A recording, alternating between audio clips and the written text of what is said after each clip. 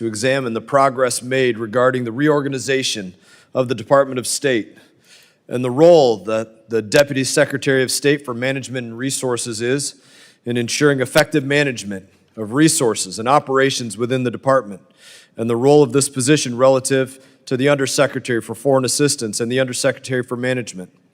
And I'm now going to recognize myself for an opening statement. I think it's been very clear that Secretary Rubio is leading sweeping overhaul to give us a State Department that is efficient and accountable, which is something that it has not been. A State Department where every single dollar that goes through that agency, it puts this country, it puts our country, it puts the United States of America first above all else. Foreign aid is not benevolence. It's not charity. It's a soft power that gives America a chance to get what it is that we need because of some mutual benefit that exists out there between two nations. It's not an opportunity to push radical liberal ideas on countries that would otherwise want to be our allies. As chairman of this committee, I've called out this madness for a number of years. Foreign aid programs with zero benefit to America or even to the countries that they're supposedly helping. America, in many cases, would have been better off burning that money than spending it in the ways that it had previously. In the year 2000, the State Department's budget was $9.5 billion. Under Joe Biden, it was over $55 billion. And I don't think that we could say our foreign policy was $45 billion more effective in those years.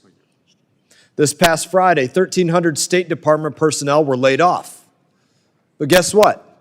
Between 2007 and 2024, 23,000 new State Department employees had been added, more than the number of agents that Border Patrol is mandated to have by Congress.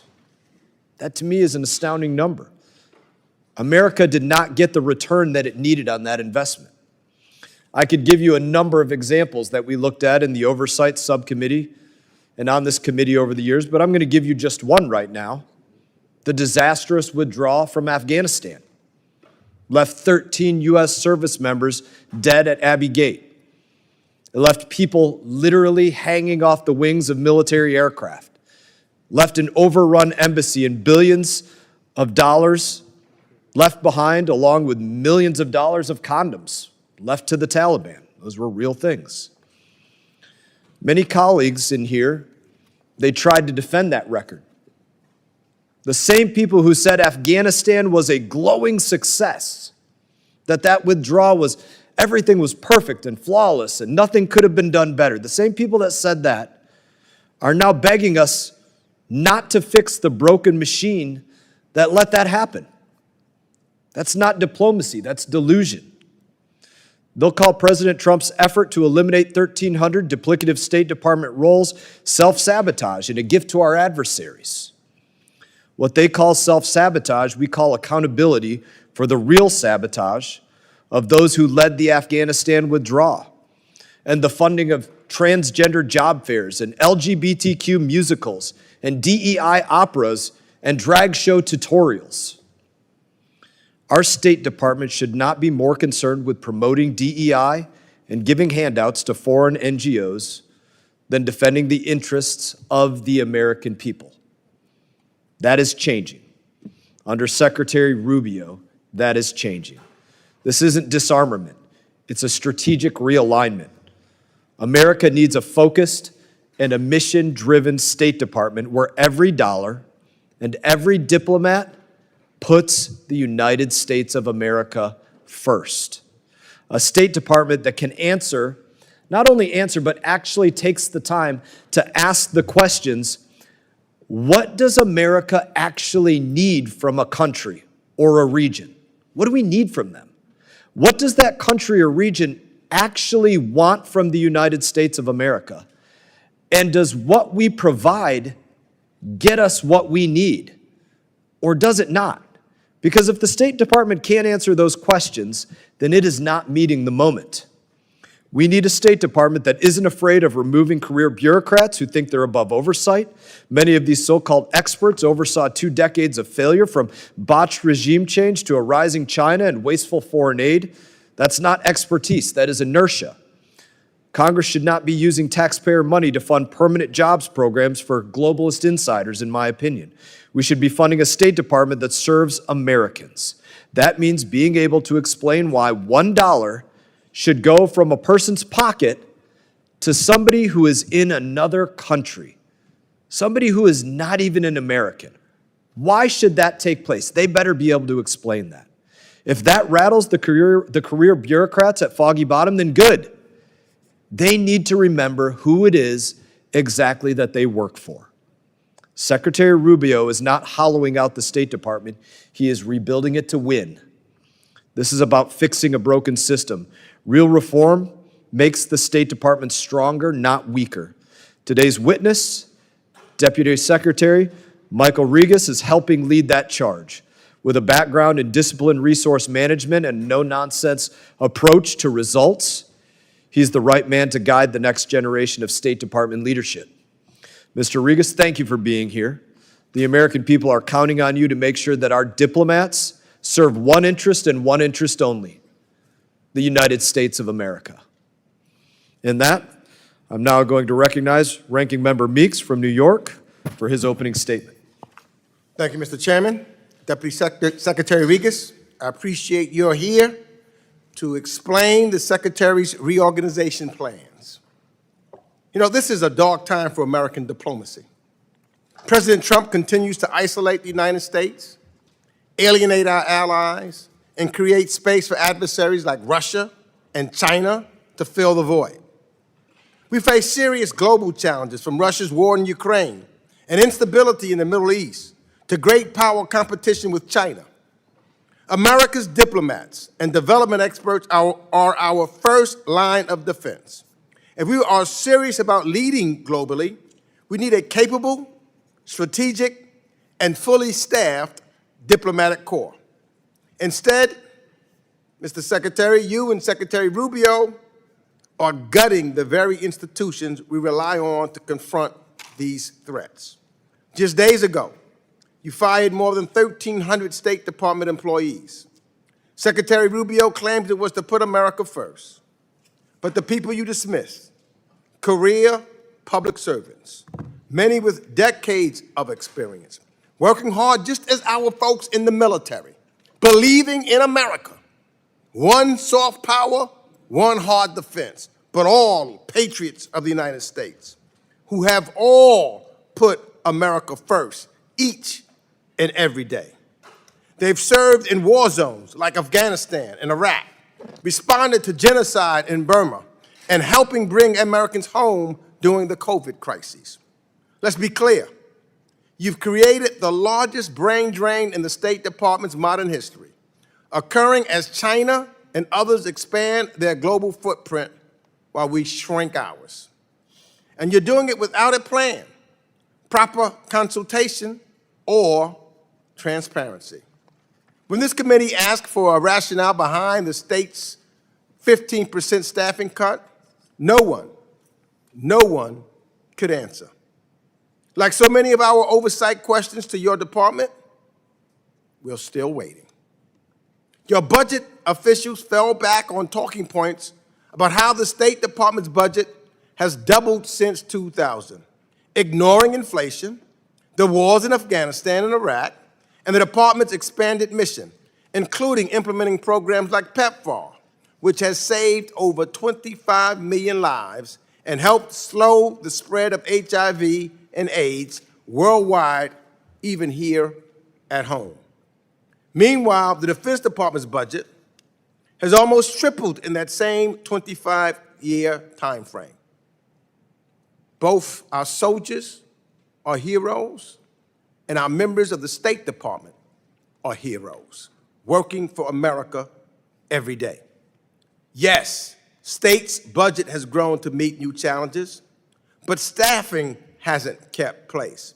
And if the Secretary really wants to shorten the clearance process, the Secretary can do that with a memo, not blind firings. Beyond the numbers, your disregard for congressional oversight is unacceptable. Since January, we've sent dozens of letters asking about plans to reorganize the State Department and unlawfully collapse USAID into state, roll back mandated programs, diversity efforts, and close offices supporting our Afghan allies. Guess what we have received? Almost nothing. The law requires consultation for a reason. And if the Secretary can't even stay to answer questions at the one hearing this committee held with a state official, it's no surprise his staff follows suit. If you don't have answers to basic oversight questions, it would be wise to slow down and consider the consequences.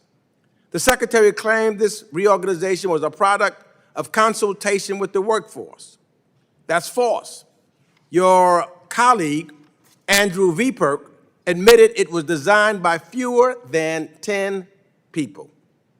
The Secretary also claimed his firings wouldn't affect overseas posts. Also false. We've heard from diplomats who have already sent their families and belongings abroad only to receive termination notices. Others assigned to serve as critical posts like Baghdad were fired weeks before starting language training or deploying. You even fired officers traveling with the Secretary, people preparing his talking points for the very East Asia meetings he was tweeting about. That's not reform. That's chaos. You fired veterans serving at state without cause, without process, without dignity. One of those veterans said it best, and I quote, "These processes were not well thought out or executed. The personal aspect of this process, was as botched as it could have been, and it was completely avoidable," unquote. And you aren't just firing experts, you're gutting the programs they ran, programs that advanced America's interests and protected American lives. What exactly is America First really all about? And let's not forget the $2.9 billion of so-called America First Opportunities Fund, a slush fund Secretary Rubio has proposed to spend on President Trump's whims with zero congressional oversight. House Republicans love to demand transparency. Will they demand it now or rush to rubber stamp his latest power grab? So, Secretary Riggs, are you putting American diplomacy on a dangerous path? Step back from the brink, restore the dignity of American diplomats, and work with Congress on a smarter, strategic way forward, one that strengthens, not sabotages, our global leadership. And with that, I yield back. Thank you, Ranking Member Meeks. I now recognize you, Deputy Secretary, for your opening statement. Thank you. Good afternoon, Chairman Mast, Ranking Member Meeks, and esteemed members of the committee. Thank you for inviting me here today to speak about the President's fiscal year 2026 budget request for the Department of State, totaling $28.5 billion. This figure is a decrease of $25.9 billion, or 48% below the FY25 appropriations. As the Deputy Secretary for Management and Resources, it is my responsibility to ensure we are good stewards of the taxpayer dollars you provide the department and that they are spent in accordance with the goals of the President and the Secretary.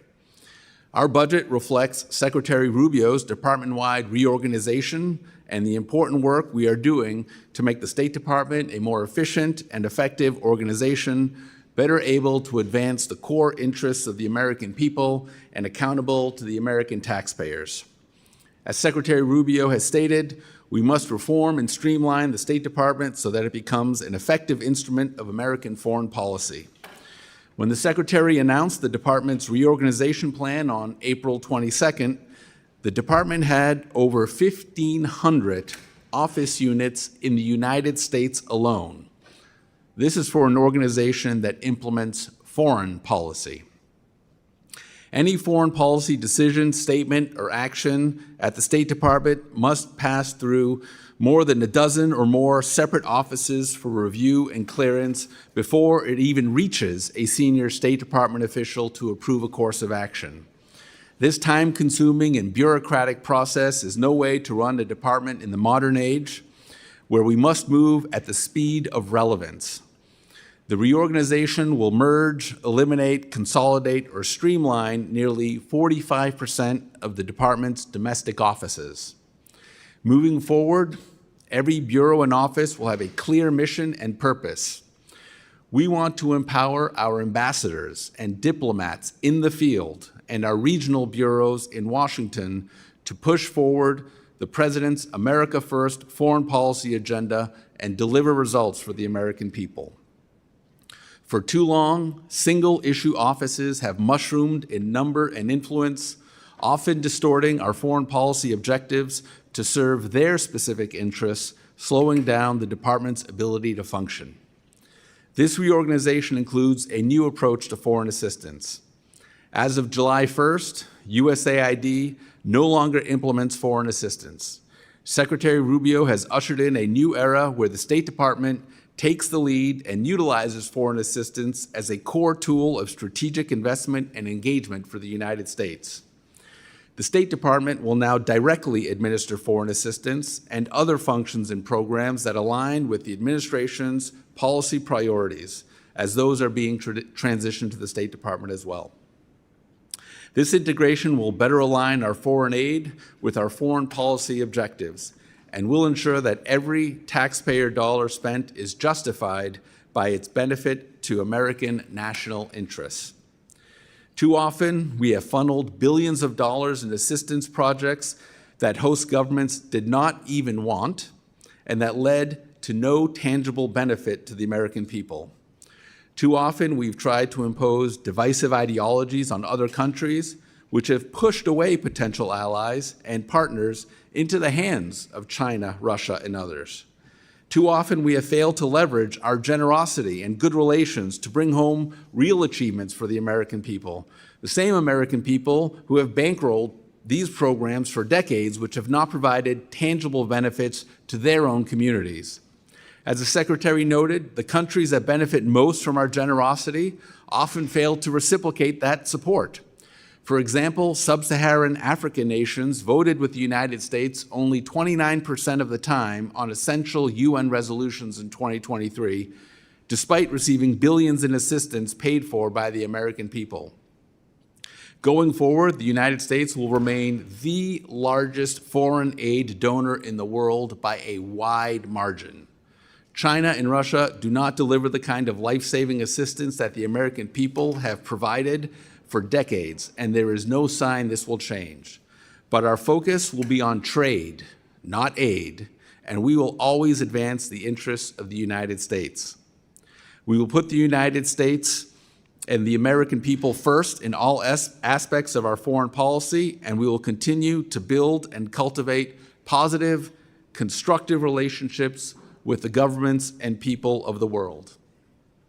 Congress and American taxpayers expect us to deliver results for the American people, and I look forward to working with Secretary Rubio and this committee to deliver those results. As I've said before, I know that every dollar we spend and every program we fund comes from the labor of a tax-paying American family. Our goal is to have a State Department that is accountable to the American people and effective in unleashing the potential of the world's most talented diplomatic workforce. Thank you for having me here today, and I look forward to answering your questions. Thank you for your opening statement, Secretary. I'm going to begin by recognizing myself for 5 minutes of questioning, and then we'll alternate between each side as we go down the line. I want to start with this. It's my understanding that there was a goal of 15% reduction in force, and that we're either close to meeting that or have met that goal already. And so just beginning with that, what are the workforce modernization priorities that you want to focus on now at this point if we're getting close to that metric? Sure. Thank you for that question, Chairman Mast. The priorities of the reorganization were to consolidate offices that had similar, duplicative, or overlapping functions, eliminate offices and bureaus whose functions were no longer relevant or were not aligned with the administration's policy priorities, and to focus the work of the department on making sure that everything we did was for the benefit of making America stronger, safer, and more prosperous. And the 15% number that you referenced came from our initial assessment after consulting with the undersecretaries at the department, which at the time were all, I think, with the exception of one, they're all still career officers of the department who are serving as senior bureau officials, where we asked them, what do you need to operate? What does a successful department organization look like to you? And they came back and provided us what they proposed for org charts for the department that they thought ought to be functioning going forward. Very good. I appreciate that. And, I think it's important that you work on focus.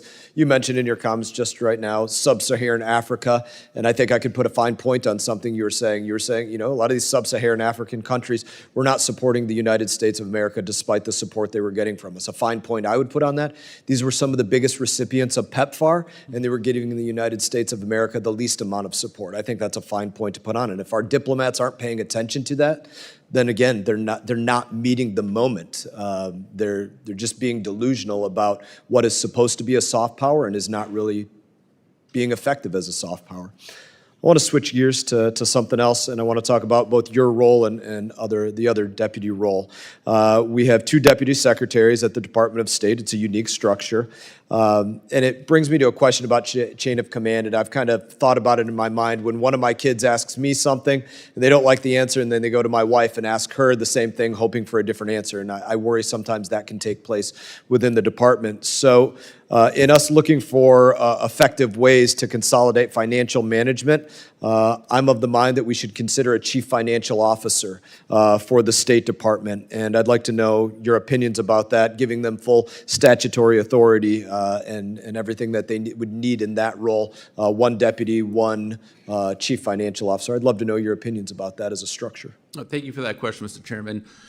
The State Department is one of these CFO Act agencies, so it does have a statutory, presidentially appointed, Senate-confirmed chief financial officer position. That position hasn't been filled in a number of years. The duties have been performed by an acting CFO who's generally been the deputy and the head of the CGFS Bureau. I think it would be prudent to consider nominating someone for that role. I think having the DMR role serves as provides sort of a strategic oversight for the department in terms of how we ought to be engaging our resources and how we ought to be managing the department. And the CFO and the other bureaus are more of a sort of an action officer to execute and carry out those functions. So I do think there is a role for the DMR CFO relationship, where one is setting the strategy, the other one is executing on it. Well, thank you. I appreciate that opinion. I think I have time for one more question, and you having time to answer that. And I want to switch gears one more time to, again, a totally different subject than what we were just covering in the previous 2. President Trump implemented on April 9th an executive order reforming defense weapons sales. And I'd just love for you to talk a little bit about the progress that's being made on reforming defense weapons sales. Obviously, it's an important issue for this committee, for both the ranking member and myself. It's something that we deal with on probably a daily basis, and so I'd love to hear what's going on with that. Thank you for that question, Mr. Chairman. That's a role. I've recently been designated as the point person to take care of that function at the department and work closely with my counterpart at the Department of Defense.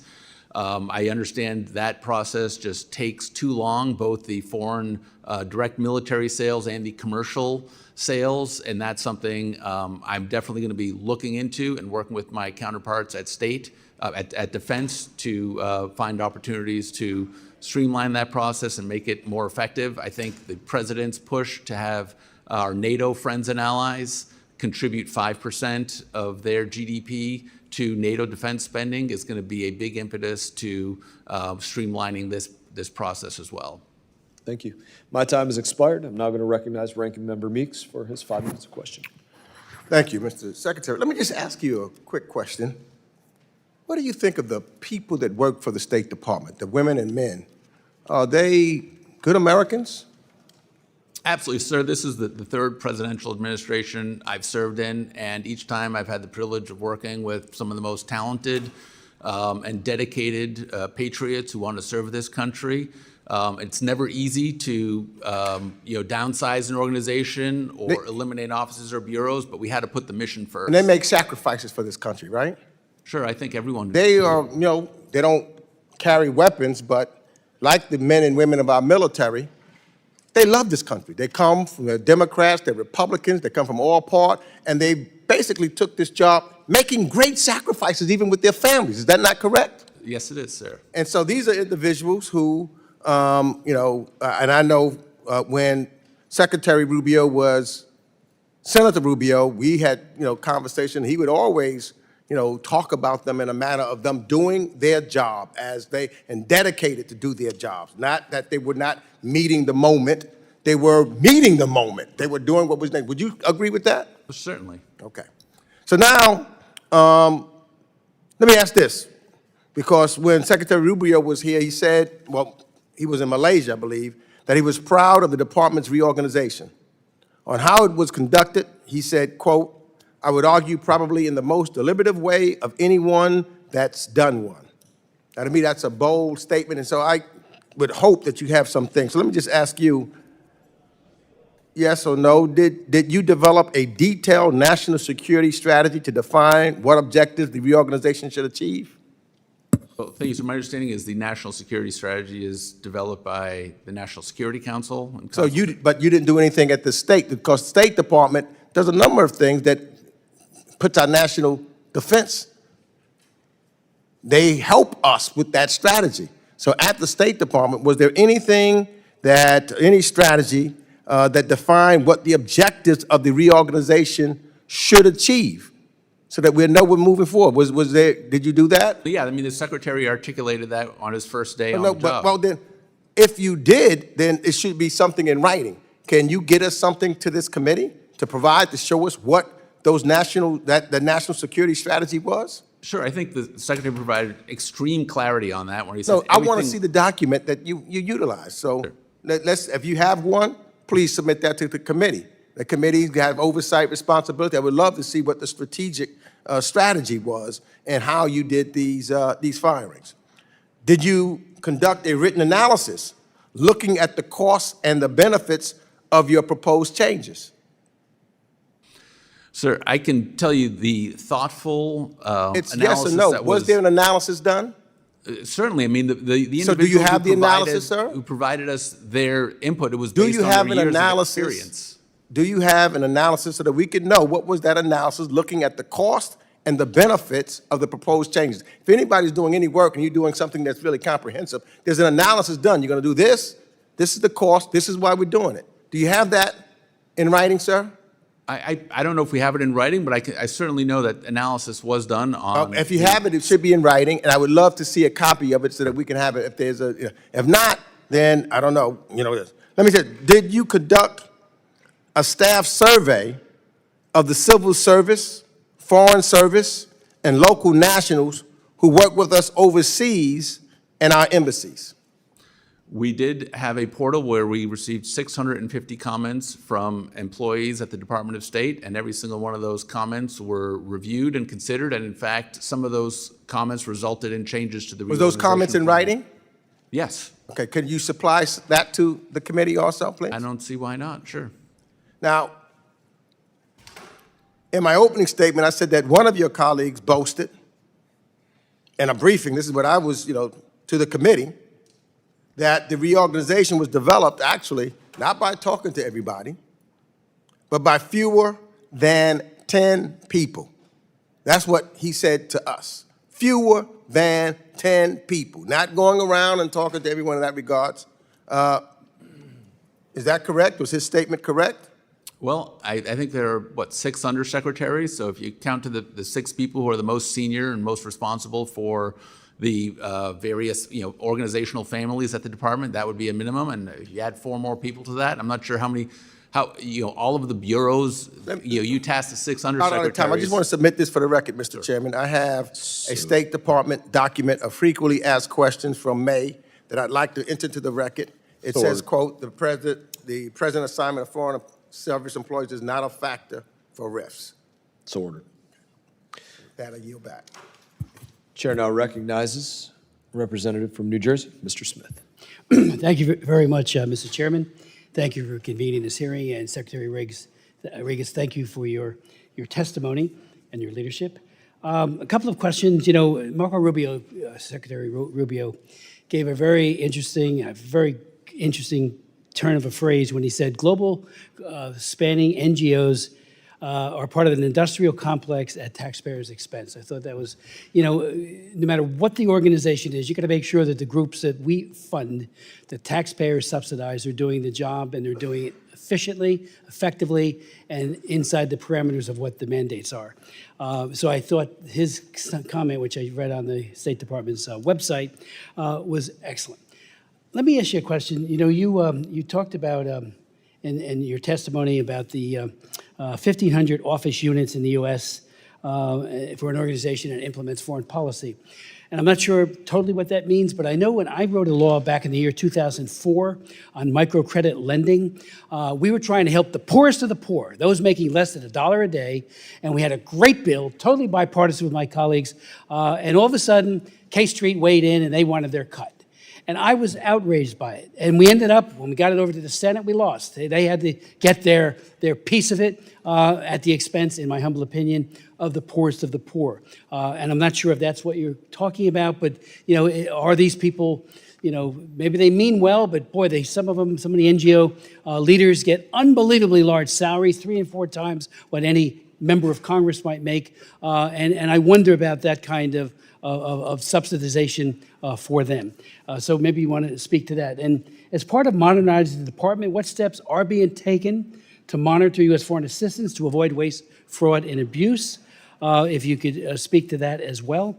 And one last thing that for 4 years, I tried desperately to get information out of the U.S. Department of State and especially USAID about monies that were flowing, not only to PEPFAR, but elsewhere.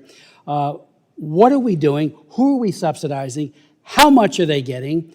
And especially, what are their sub-grantees getting? It was like pulling teeth.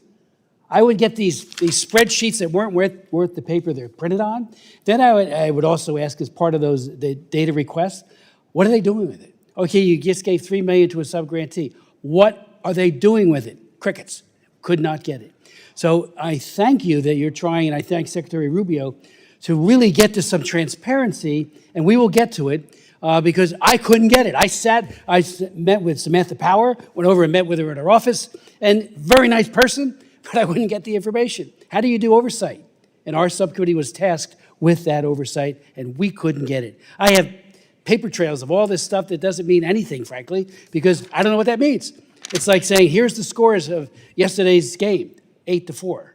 3-2. Who are they? We had no idea, and what they were actually buying with U.S. taxpayer funds. So the transparency issue is, to me, so extremely important. I know you're focused on that. And finally, just let me ask you if I could. The Deputy Secretary of Management Resources advises the Secretary on the Department's participation in the National Economic Council and interagency economic policy matters. Is that not the role for the Undersecretary for Economic Affairs or the Department's chief economist? So thank you for that question, Congressman. With respect to foreign aid, you know, we've gone through, and I've got a whole list in front of me, and this has been articulated, I think, previously with respect to how money from USAID was being spent on all kinds of things that were completely unjustifiable. What we've proposed in the FY26 budget is the America First Opportunity Fund. I know, you know, got some criticism from the ranking member on that, but I think what that proposes to do is to ensure democratic accountability on how those funds are being spent. You see the president every day in front of the cameras taking questions from the media in the Oval Office, in cabinet meetings, when he's about to get on his plane, when he gets off his plane.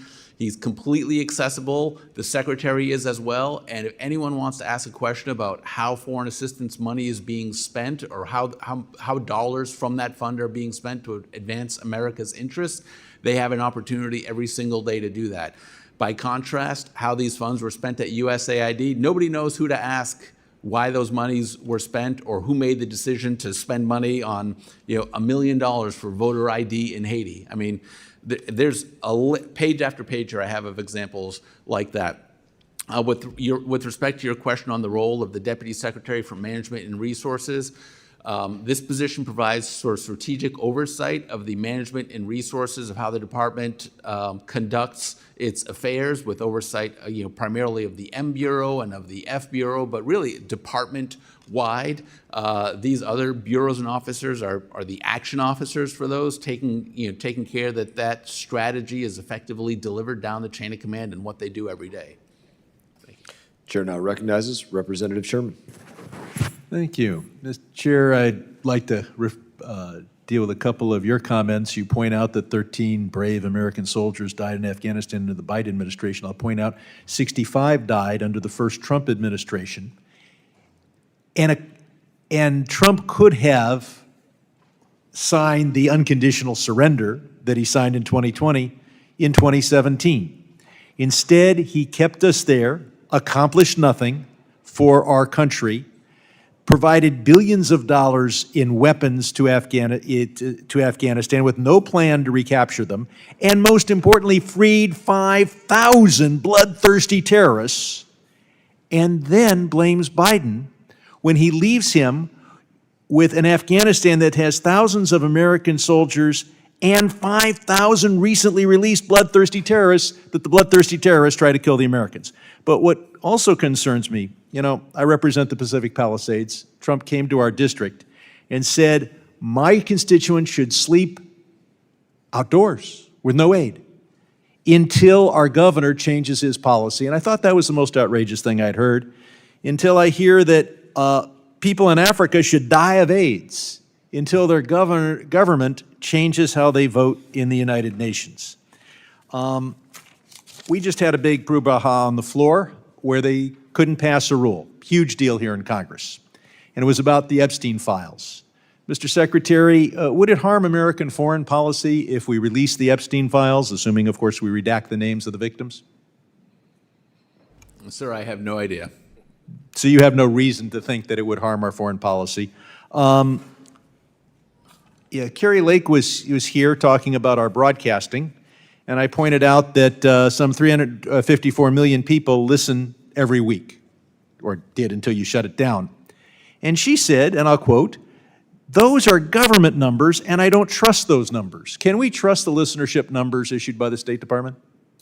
I'm not sure what numbers you're referring to, sir. Those are the numbers of people listening every week to Voice of America and its sisters. Well, Issued by the State Department? Yeah, I'm not familiar with that Well, I'll statement. point out that not only were those numbers released under the Biden administration, but very similar numbers were released under the Trump administration. So Carrie Lake was sitting there saying we couldn't trust Trump administration government numbers. Can we trust Trump administration government numbers? Sir, I'd have to. You're the management guy. Right, I'd have to look at what numbers you're referring to. I haven't had officially released government. Okay. Secretary Rubio sat right there and told us no one had died as a result of the cuts to our foreign aid. Does the State Department stand by that conclusion? No one's died? I would stand by Secretary Rubio's statement, sir, yes. Okay, well, we have behind me the first to die, the first child to die, because you cut off his AIDS medicine. But we're going to have 3.3 million people die as a result. And not only do we have that, we have the effect that cutting off aid does to migration, but also to diseases that affect us here in the United States. Because most of those 3.3 million people are going to die because of tuberculosis, malaria, and AIDS. And every time someone in another country contracts one of those diseases, it's a chance for that disease to replicate, mutate, and migrate back here. So we're going to have a lot of deaths in America, not only the 3.3 million deaths there.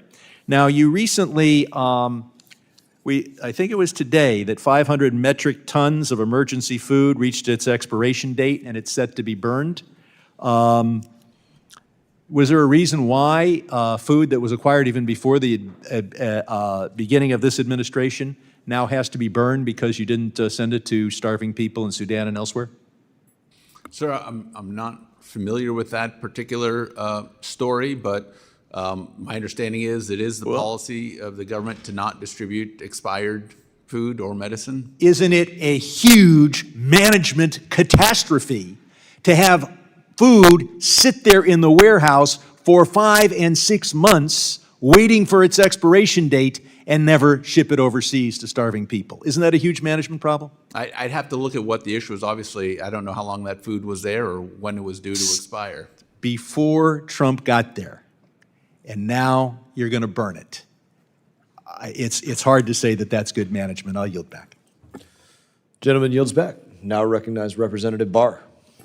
Thank you, Mr. Chairman. And Deputy Secretary Regas, I certainly appreciate your commitment, the Secretary's commitment, and the President's commitment to always advance the interests of the United States as you look to reform the State Department, which is patriotic work and honors hardworking taxpayers. As you said, you're cognizant that every dollar you spend, every program we fund comes from the labor of tax-paying American families. I can't tell you how many hardworking Kentucky taxpayers ask me why on earth did we fund some of the programs that we saw coming out of the USAID.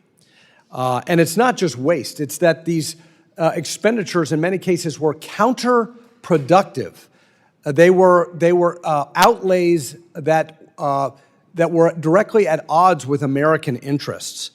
And so I welcome your testimony that we're finally shining a light on the fact that countries that benefit from our generosity often fail to reciprocate that support, citing sub-Saharan African nations who vote only 29% of the time on UN resolutions with the United States, despite receiving billions in assistance paid for by the American people.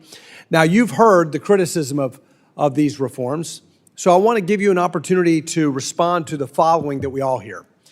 Well, if we withdraw from the space, if we leave, even in these difficult, lesser developed countries where, yes, we do have diplomatic challenges, if we just leave, then China will fill the void, that the Belt and Road or our adversaries will fill the void. Mr. Deputy Secretary, does it advance U.S. interests to continue to throw good money after bad to countries that actually cozy up to our adversaries and don't do what we want at the United Nations? Thank you for that question, Congressman. No, it certainly does not advance America's national interest to do that. I think what we're trying to do is tie any foreign assistance to measurable outcomes that deliver for the American people, that make them safer, stronger, or more prosperous. A lot of the so-called aid that China has delivered to countries has really been predatory lending that has not been, that has put countries into debt traps, which they now regret. So I think, and the aid that we have, the so-called aid that has been delivered previously by the government of the United States through USAID has been things that the governments did not want, did not need, and was often promoting divisive ideologies in those countries. And true or false, after the proposed budget is implemented and the streamlining and reforms go into effect, the United States will remain the largest single foreign aid donor in the world by a wide margin. By a wide margin, that is correct, sir. Let's take one example of U.S. aid funding under the previous administration. Under the Biden administration, U.S. aid provided over $500,000 to empower Uganda's LGBT community to push back against their own government's policy, and another $5.5 million grant to shift public perception and attitudes in Uganda, a very socially conservative place, towards LGBT acceptance and train LGBT individuals on the skills needed to engage in the economy. As a result of that policy, Uganda agreed to a deal with China to finance a $5 billion oil pipeline. Was that foreign assistance to fight this country, Uganda, was that in the interest of American national security to push that country towards China? No, I think anything that we did, that the prior administration did to push countries into China's arms were certainly not in the interest of the United States. No, so it's not just about honoring our taxpayers, it's about advancing American interests. And there may be differences of opinion here in Congress about a particular country's views on a particular social topic. But I think that the job of the State Department is to advance American interests. And that's why I am so grateful to you, the Secretary, the President, for reimagining our foreign assistance programs and prioritizing what is in the interests of this country, not other countries. I don't have any more time, but I just want to reiterate. This is the right thing to do, and I think American soft power will not only persist under this administration, but it will actually work under this administration. I yield back. Thank you. Chair now recognizes Representative Keating. Thank you, Mr. Chairman. President Trump, after years of having what he termed pleasant and friendly conversation with his friend, the person he admired as a genius, President Putin, suddenly realized he was being played for a fool.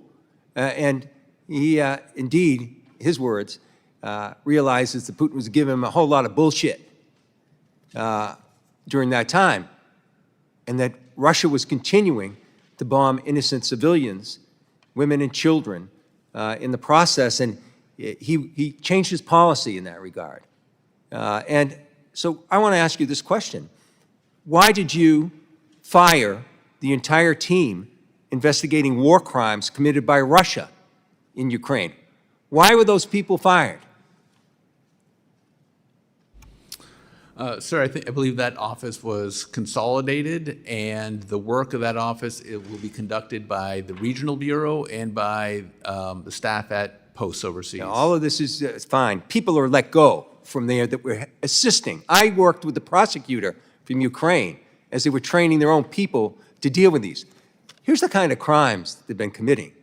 They've been committing serial rapes of teenagers by Russian soldiers. They were targeting maternity wards of hospitals. They were targeting emergency responders coming to aid to give medical care to these innocent people that were being attacked. They committed torture of the worst kind against innocent civilians in communities like Busha. They also took 20,000 children, abducted them from their families. Who knows where they are now? These are the kind of crimes that they're committing. And accountability. I mean, this administration, I guess, is talking a lot about accountability for teenagers undergoing sexual assaults. Well, what about here? What about what happened here? Making cuts in that area right now is critical in terms of helping Putin use terror against civilians to continue this. I just can't see the priorities of however you call cutting, reorganizing down, it's the same thing. You're taking a team that was there working for years, helping accountability occur. That's so important after this war is finally over to have this happen. Now, you've also consolidated, whatever terms you want to use, you've eliminated 2 offices in the Bureau of Counterterrorism and Violent Extremism. And this is at a time when at home, you're saying these are the greatest threats we have. Whatever small increment of money there is that could have helped that, play it against the billions of dollars that are being used now by our government. Lastly, in this great bill that was just passed, I say it sarcastically, and the money that was spent there, going around taking people off the streets with no criminal background, no violence, but you don't have enough money to counter the violent extremism that's coming from other countries. I mean, no wall can stop some of that effect here as a threat. People work and aspire people here to get involved. But you're cutting in that area is so short-sighted if you're really worried about protecting the American people as a whole against violent extremism all the way from ISIS to Al-Qaeda. So those are the areas you're cutting. You're cutting in areas dealing with our NATO allies, our greatest asset that not only Russia, but we have our greatest asset against China that they don't have. And you're cutting in those areas as well. So you're looking at all these areas, taking great pride in making these incremental cuts and saying you're just reorganizing when indeed you're cutting. And your rationale is we're making America safer. Well, you're not being good stewards, in your words, of Americans in terms of their safety. You're not being good stewards in terms of the threat from violent extremism. You're not being good stewards in terms of the threat of to the American people with Russia. And indeed, you're not being good stewards with what's going to happen when China views the actions of the U.S. in this regard and comes in, not only makes their influence greater, but makes their threat to the American people greater as well. I yield back. Gentleman yields back. I found the comments amazing. I wouldn't be sarcastic about cutting Americans' taxes, which is what the big, beautiful bill was, while being serious about sending their money abroad. That seems very misguided to me.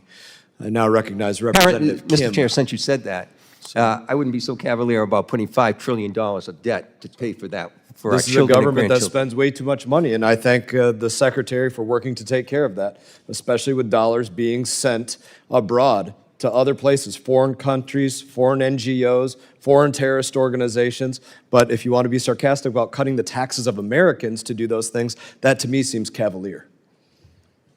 I'll just let it rise, other than to say the things would I let that addressed in go. my remarks were about threats to Americans. I'll let Probably it go. wise to let that go. Representative Kim is recognized. Thank you, Chairman. I want to thank Secretary for joining us today. On May 29, 2025, this year, the committee received notification of the department's intent to reorganize its domestic operations and functions. As part of this reorganization, the department is eliminating the Bureau of Energy Resources, or ENR. So I want to talk to you a little bit about that. And also in testimony before the Senate Foreign Relations Committee in May, Secretary Rubio stated, energy is going to be at the forefront of foreign policy for the next 100 years. And we just don't produce enough global energy to meet the AI demand. I wholeheartedly agree with that. So if energy policy will be at the forefront of our foreign policy for the next 100 years, as Secretary Rubio projects, and we know energy diplomacy is essential to meet our future AI demands, can you talk to us why there is a need to eliminate the Bureau of Energy Resources? Sir, thank you for that. Thank you for that question, Congresswoman. So that bureau has been consolidated into the Undersecretary for Economic Growth, Energy, and the Environment. So those functions continue to remain. Our commitment to energy development and energy dominance are one of the central themes of the President's administration. This is just simply a consolidation of that bureau into the larger It wasn't a economic bureau. criticism or anything. As you know, I chaired the subcommittee on the E-family, so we welcome the opportunity to work on that issue. And I just had my subcommittee hearing on breaking the choke point of China's dominance on critical minerals, rare earth elements. I mean, these are so important issues. So I look forward to that opportunity, and hopefully I can work with you and your office in meeting those demands. But in 1980, moving on, the Foreign Commercial Service was pulled out of the Department of Commerce that was transferred to Commerce to elevate the importance of commercial diplomacy. But looking at the last few decades, the opposite has occurred, in my view. The move divorced commercial diplomacy from our foreign policy and limited the ability or our ability to help American businesses access the foreign markets and protect them from predatory practices. Our focus should be helping our American businesses, especially abroad, especially in the region, in the Indo-Pacific, especially with the diplomatic tools in the toolkit, in the box that's available. So as we are working to reauthorize the State Department, we are considering a proposal to bring the FCS back into the department. So would you support such a move? I'd be happy to work with the committee on that proposal. I think our engagement with countries. I think the president has really led the way on that with his trip to Saudi Arabia, Qatar, and the UAE, where he showed the importance of economic diplomacy. Obviously, there are other equities, other departments that may have a say in that, but I'd be happy to weigh in about the importance of I that hope work. you can weigh in strongly, and as you do and consider our proposal, you will allow my team to work with yours and then make that transfer back to state. I hope it does as seamless as possible. So I hope you can commit to working with my team on that. Yes. Okay. And in April, there were reports that the department was considering closing its consulate office in Busan, South Korea. South Korea, as you know, is a very critical ally of the United States, and they share our concerns about North Korean aggression, expanding the Chinese influence, and especially in the economic and military areas, and Russia influence in the Indo-Pacific, especially the north areas. So what is the status of that proposed closure of the U.S. consulate office in Busan, or is there such a proposal to actually eliminate that consulate office from Busan, South Korea? Thank you for that question. So I don't believe there is any proposal to close any facilities overseas. I do know that there was an analysis that was done earlier this year, which reviewed every post overseas, its costs, its benefit, what services it was providing, any revenue it was generating. Consular services in particular generates a fair amount of revenue for the department. Is there any other areas, the U.S. consulates in East Asia and the Pacific region, that is under consideration? So I don't think it's fair to frame it as any post being under consideration for closure. I think an analysis was done or a sort of a data call was done and asked people to assess different posts overseas. But as of now, there are no plans to close any facilities. Got it. Looks like my time's up. Thank you so much. I yield you. back. Chair now recognizes Representative Bear. Thank you, Mr. Chairman.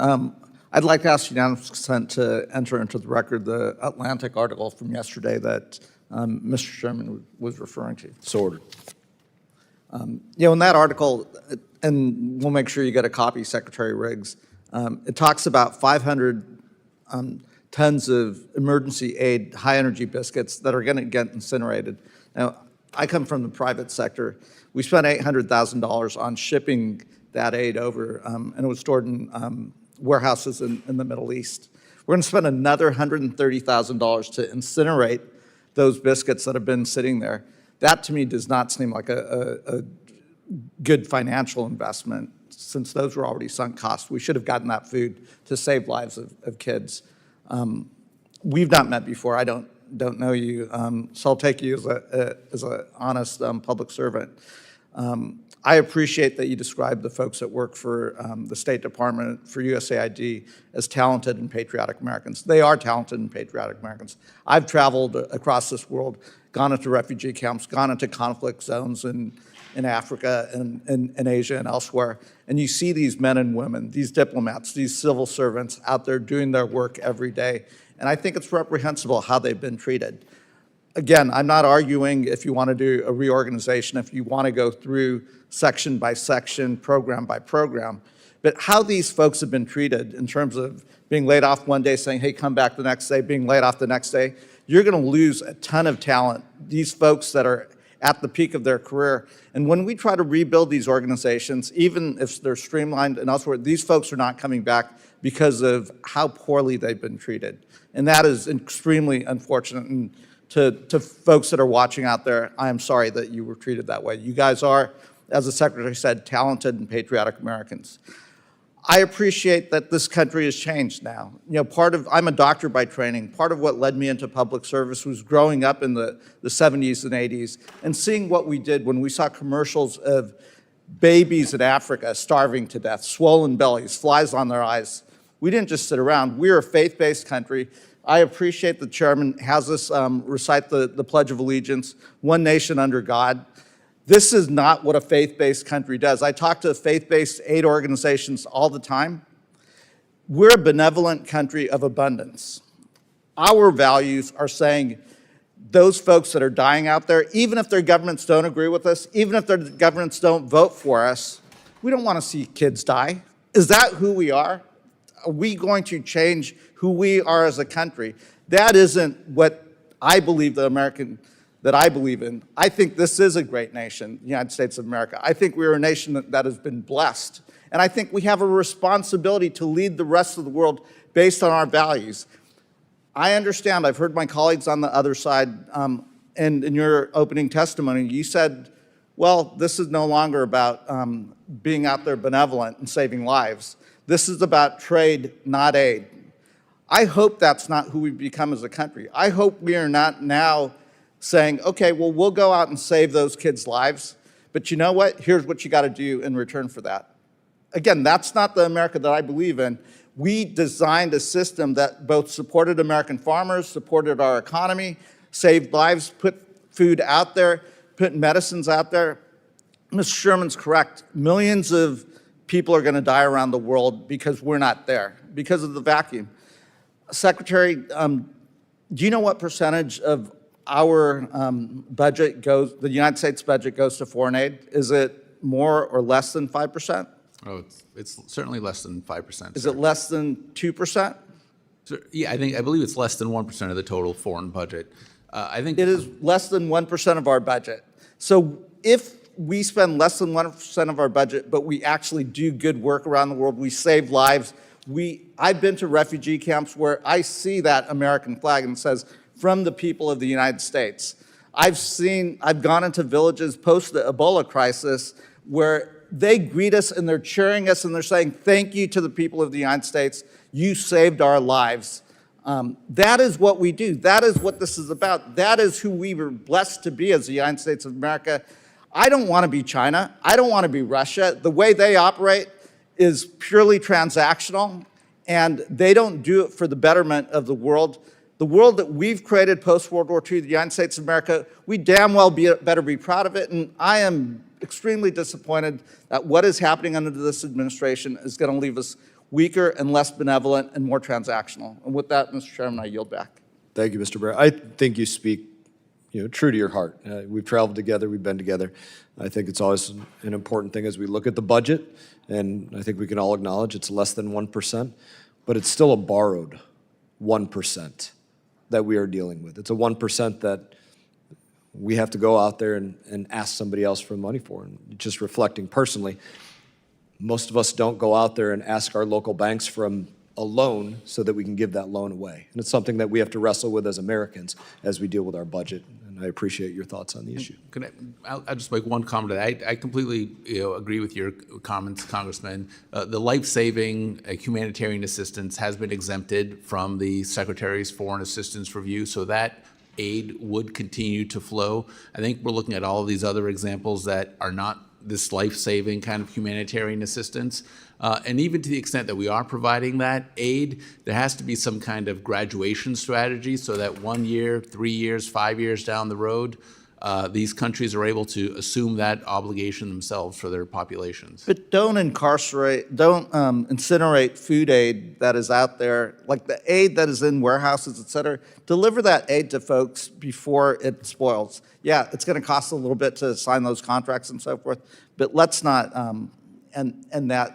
those are sunk costs. Get that food to folks and let's save those lives. Chair now recognizes Representative Kane. Thank you, Mr. Chairman. And thank you to Deputy Secretary Regas for being here today.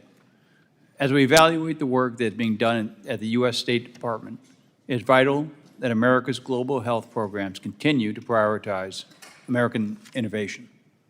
I look forward to hearing how the State Department is continuing to implement U.S. global health priorities that protect all Americans. The State Department has an integral role to play in implementing global health programs like PEPFAR. Can you provide an update on the status of PEPFAR transition planning to partner country ownership? Sure. Thank you for that question, Congressman. About 85% of the funds for PEPFAR for direct care is what we requested in the budget. The 15% that was not requested are for countries that we assess have the ability to execute those programs on their own. There's an overall 54% cut for administrative non-direct care funds for PEPFAR. But again, as I mentioned, like the 15% reduction represents our philosophy that as countries are able to administer these programs themselves, they should be taking on that responsibility. When will effective transition planning for partner country ownership for PEPFAR begin to move forward? And if conducted on a country-by-country basis, what countries do you plan to assess first? Thank you for that question, Congressman. I think that is, I'd have to refer that question to the Bureau administering the program to get their assessment on which countries are sort of further up the chain when it comes to their ability to administer the program, but we would certainly start there with those who are most able to carry out the delivery of the aid. And America's innovative companies have long been a cornerstone of America's global health efforts. Could you share how programs like PEPFAR and Gavi can utilize American products to ensure effective solutions to global health problems? Sure, we are leading the world when it comes to innovation in pharmaceuticals and life-saving treatments, not just for Americans, for people all over the world. When it comes to PEPFAR, I think that's been a great example of how aid has been delivered.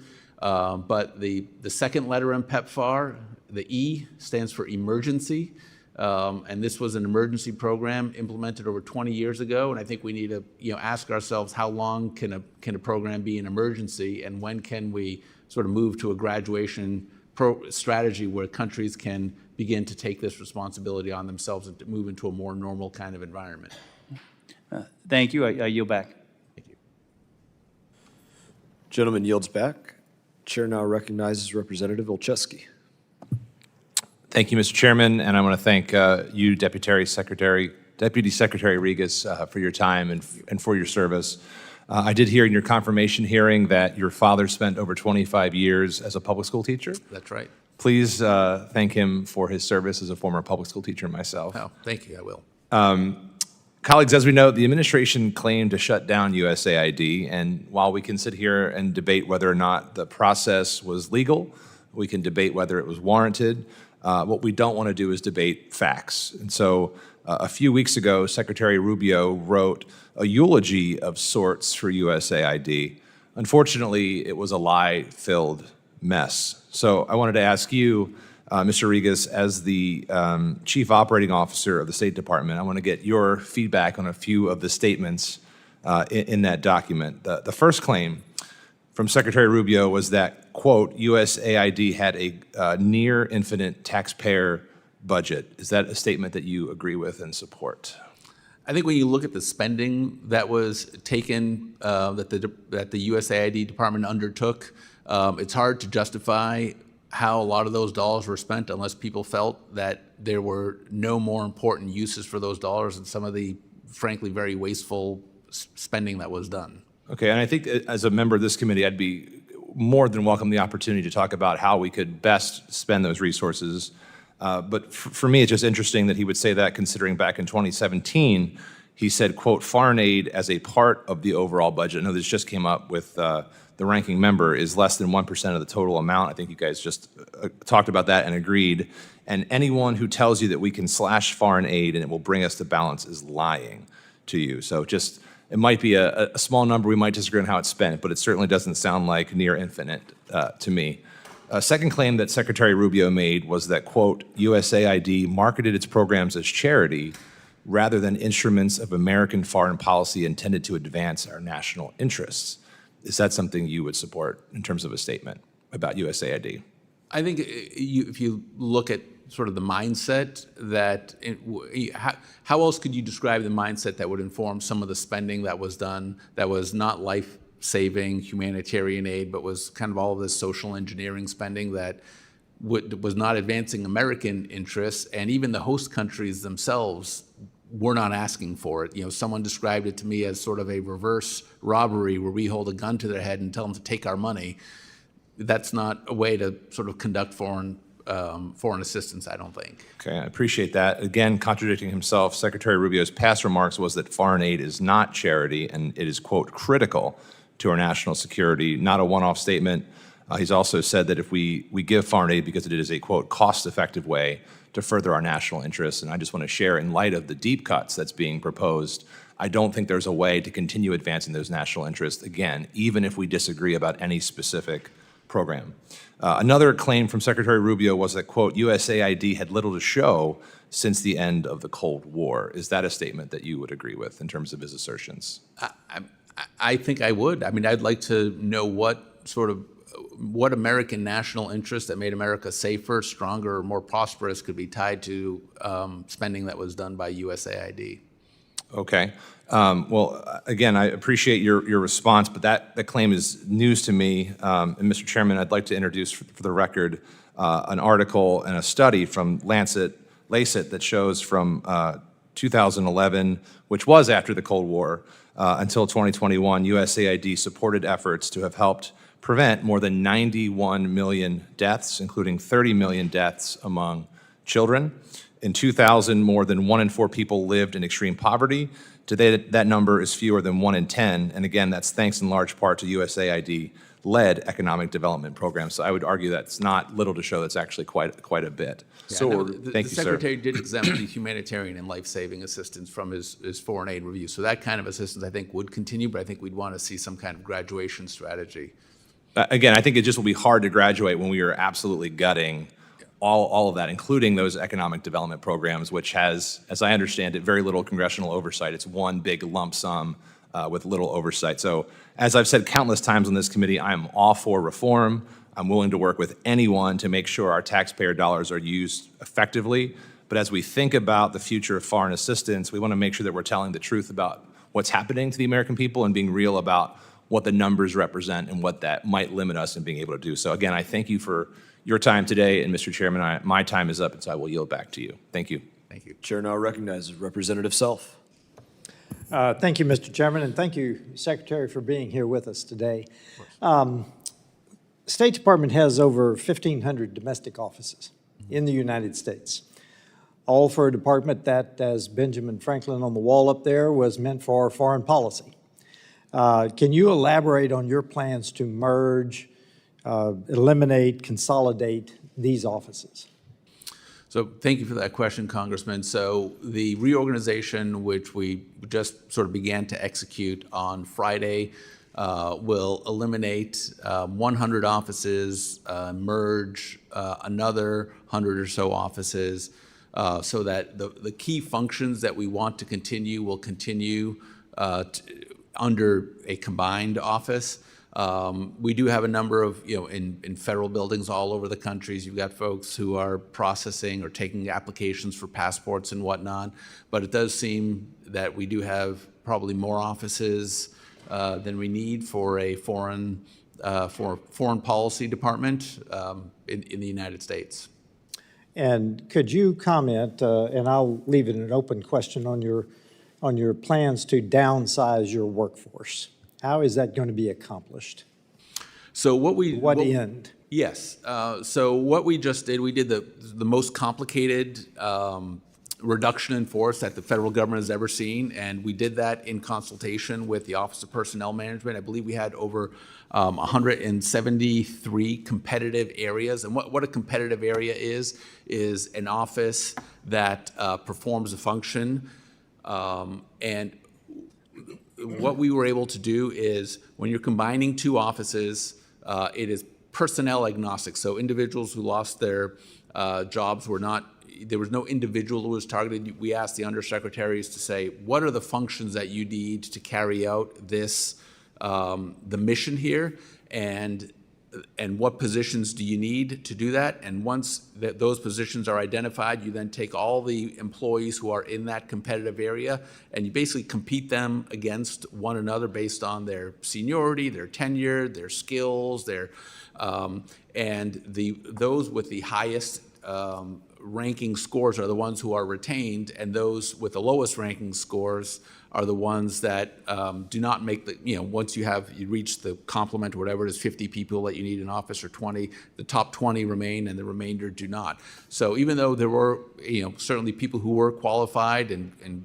great patriots who were separated from service, what you can take comfort in knowing is that the people who remained actually were selected using merit systems principles to actually have ranked as higher quality in terms of tenure, in terms of experience, in terms of skills to be able to carry out the mission.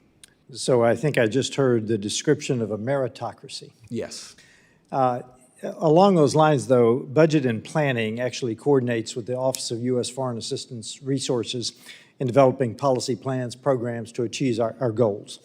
But we have heard that decision-making is slowed down due to budget functions being spread across the M family, which includes budget and planning, and the Office of Foreign Assistance. Can you describe how you're going to streamline those offices together to meet your goals? Yes. So that's an excellent point, and that's actually one of the key objectives of the reorganization is taking all of these management support offices, which were spread out among the undersecretariats and even further down among all of the bureaus and offices within each undersecretariat family, and moving them up into one sort of EX bureau within each of the undersecretariats, and then moving most of those management functions over to, shockingly, the management bureau of the department. So they are the one place where most of these functions will be executed. So you won't have redundant offices throughout the department executing on the same mission.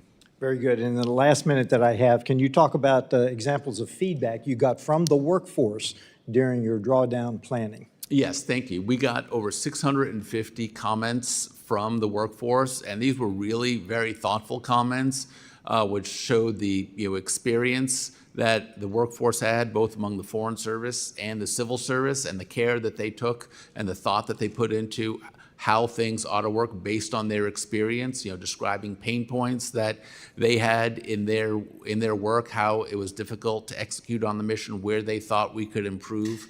And all of those comments were reviewed, considered, and a number of them were implemented or were used to revise what the initial reorganization plan was. Very good. Thank you, Mr. Secretary. Mr. Chairman, I yield back. Chair now recognizes Representative Dean. I thank the chairman, I thank the ranking member, and I thank you, Mr. Secretary, for being here. Since his return to office in January, President Trump has chosen to bully our foreign partners rather than to negotiate. This administration has claimed their policies will bring safety, security, and prosperity to America. But all I have seen thus far is weakened relationships with our allies and emboldened adversaries. Friday's termination of 1,300 State Department employees, I would risk to say heroes, patriots, decades of experience and specialized technical expertise will only make us worse off. Combined, they have hundreds of years of experience, expertise, sacrifice, and work, and they got a note on Friday, you're done. Secretary Rubio has repeatedly said, addressing the threat to China is our national security interests. Yet the same day he was in Southeast Asia, lauding the cooperation that will come from future engagements, the entire team that prepared him for his trip were fired. Offices that were responsible for ensuring arms control and nonproliferation of weapons of mass destruction by our adversaries, gutted. As we struggle with drug smuggling at our borders and deaths in our communities, the department fired those who were working to interdict drugs at foreign borders before they would get to our own. Those who were fired were essential to our national security. They were selfless public servants who swore an oath to uphold the Constitution. I so regret the action that your department took. They negotiated key agreements for our global stability. They ensured threats do not reach our borders. They sacrificed their own safety and time with their families, all in service to us, the United States of America. I believe the administration has actively betrayed them, and we in turn have lost experts who were quietly and faithfully keeping us safe. Secretary Regas, how is any of this improving the safety and security for America?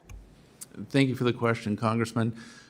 With respect to the office that prepared the secretary for his trip overseas, so none of the country offices were affected, and none of the People who foreign. prepped him were terminated. So that Thank you. was That the- doesn't make us safer. Yeah, Thank you. there was. That's such a non sequitur. Yeah. That does not make us safer. You fired 1,300 people, the very team who prepped him as he was in Asia. I want to follow up on what the ranking member said in his line of questions, and I look forward to you sharing the 600 respondents. Where did that survey go? To whom did it go? And to whom did it go back? 600 respondents. Yes, so it Who went. sent it out and who got it?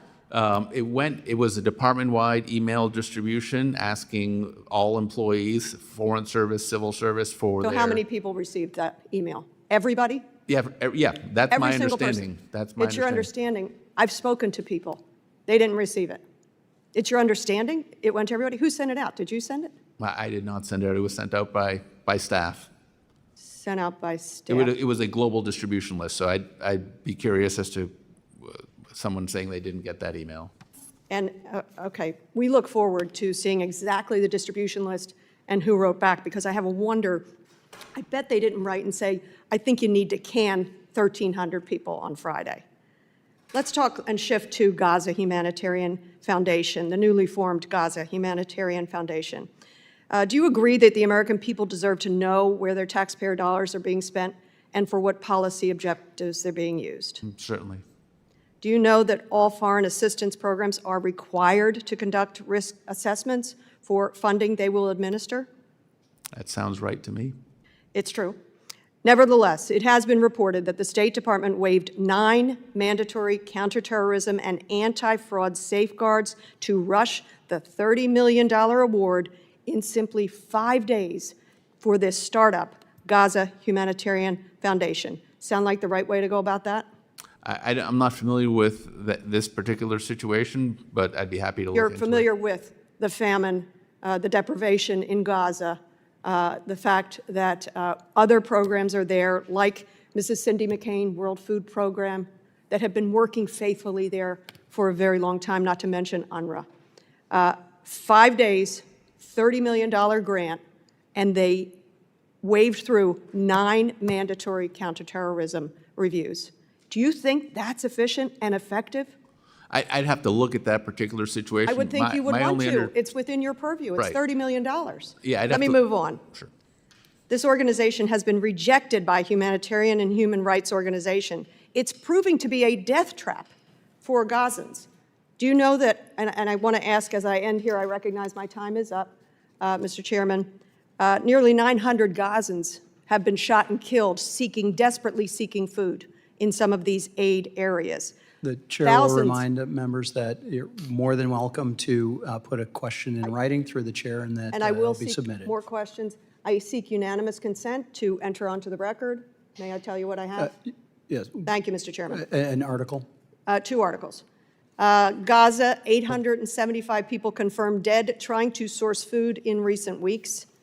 And then a Reuters article, former Ordered. Doge employees rushed grant to Trump-backed Gaza aid group over staff objections. So ordered. Thank you. With that, gentlelady's time has expired. With that, the gentleman from Pennsylvania, Mr. McKenzie, is recognized for 5 minutes. Mr. Deputy Secretary, thank you for being here today. And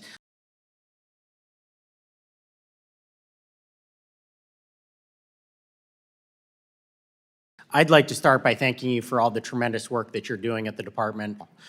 We have contacted your office and the department a number of times to help with particular passport and immigration-related issues, and just can't thank you enough for, again, the incredible work.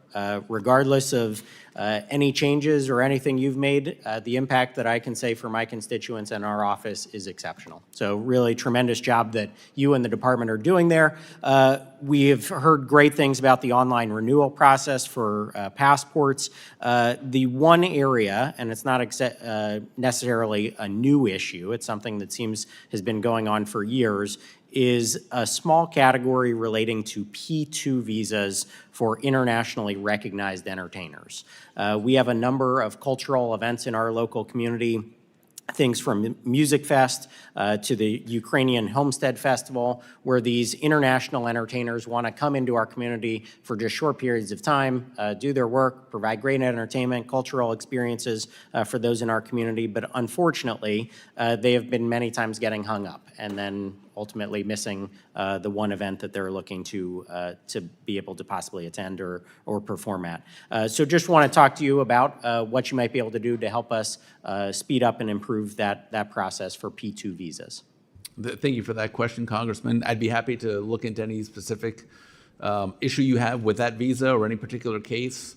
But if there are issues with that visa, I'm happy to take that on board. Well, I appreciate that. And again, this is the type of action that we've seen out of the Trump administration the entire time that you've been there, is your willingness to tackle these issues. And the staffing and funding that you're looking for, I think, is the right-sized approach for putting American priorities first around the world, but also making sure that our constituents back home are getting the services they need. So I want to thank you again for all the work that you and the Trump administration are doing, and look forward to continuing to work with you. We'll follow up after the hearing. Thank you again. Thank you, Congressman. Gentleman yields back. With that, the gentleman from Illinois, Mr. Jackson, is recognized for 5 minutes. Thank you so much, Chairman. Thank you so much for your time in coming out today. To start this series of questions, I'd like to ask you, could you please furnish for us a definition of woke? What does woke mean? Well, sir, I mean, I think in popular parlance, there's a lot of people have a lot of different definitions for that word. Your definition, please. I don't know that I have a definition. Okay. Do you find something particularly offensive about diversity, equity, and inclusion? Do you think it should be illegal? I think how it's been applied, sir, seems to have been in violation of American civil rights law. Okay, well, that's incorrect. But let me get on to my other questioning.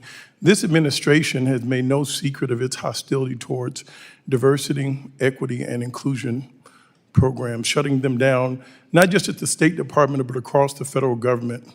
That's your prerogative, as you know, even if many of us believe as a co-equal branch of government, we believe that it undermines our national security and weakens our diplomatic corps. But let's talk about the implications of your obsession with diversity, equity, and inclusion over diplomacy. As you well know, federal and foreign and civil service officers rotate assignments. A career official could have landed in a job focused on increasing recruitment that was required by law and retention of a diverse workforce through a standard assignment in a general cycle, which is hardly a political assignment. In fact, working to ensure that the department's workforce reflects the America it represents sounds very patriotic to me. It's an asset that the United States has. I want to ask you, before this massive firing took place, what safeguards were in place to protect career officers from being targeted for removal simply because they served in a portfolio this administration now deems politically undesirable? So the functions, the offices and bureaus that were eliminated, some offices were eliminated, some offices were combined that were duplicative and But what was the criteria? Overlapping functions. If they were not sort of a core foreign policy mission of the United States, that's, I think, one of the #1 criteria, or if it was an office that no longer was relevant. All right, well, let me go forward, if you don't mind, in the interest of time that we have, because I was getting a bit of word salad and couldn't figure out what you were saying. I know you to be an upstanding and lawful abiding citizen. Section 5403 of the 2022 NDAA strengthens recruitment of underrepresented groups, mandating outreach to universities, employee affinity groups, and expanding paid student internships, among other actions. But now, under Secretary Rubio's leadership, which is substantially different than Senator Rubio's leadership, employee affinity groups are not allowed to meet, outreach efforts are paused, and critical recruitment programs like the Payne Fellowship have now been terminated. When you talk about replacing diversity, equity, inclusion, has anyone been removed from the Franklin Fellowship program in the State Department? I am not familiar with the membership of the different programs at the department and who's in them and who's not. Okay, well, they have not. I hope you would look into that next time. Can you tell us more about the Franklin Fellowship program, on why that program has been protected and preserved? Isn't that a special interest group?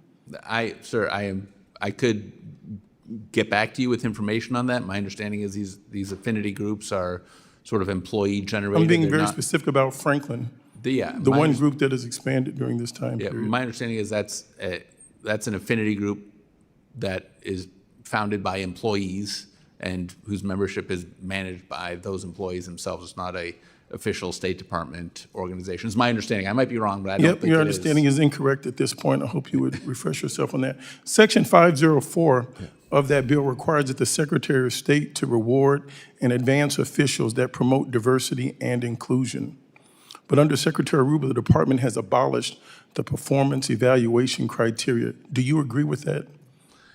That was feedback we also got from a number of career foreign service officers, that they felt that their language skills, their foreign service skills were not being adequately considered for promotion, and that... So I would ask you, why are you not carrying out the law? It's real simple. I've got a very basic line.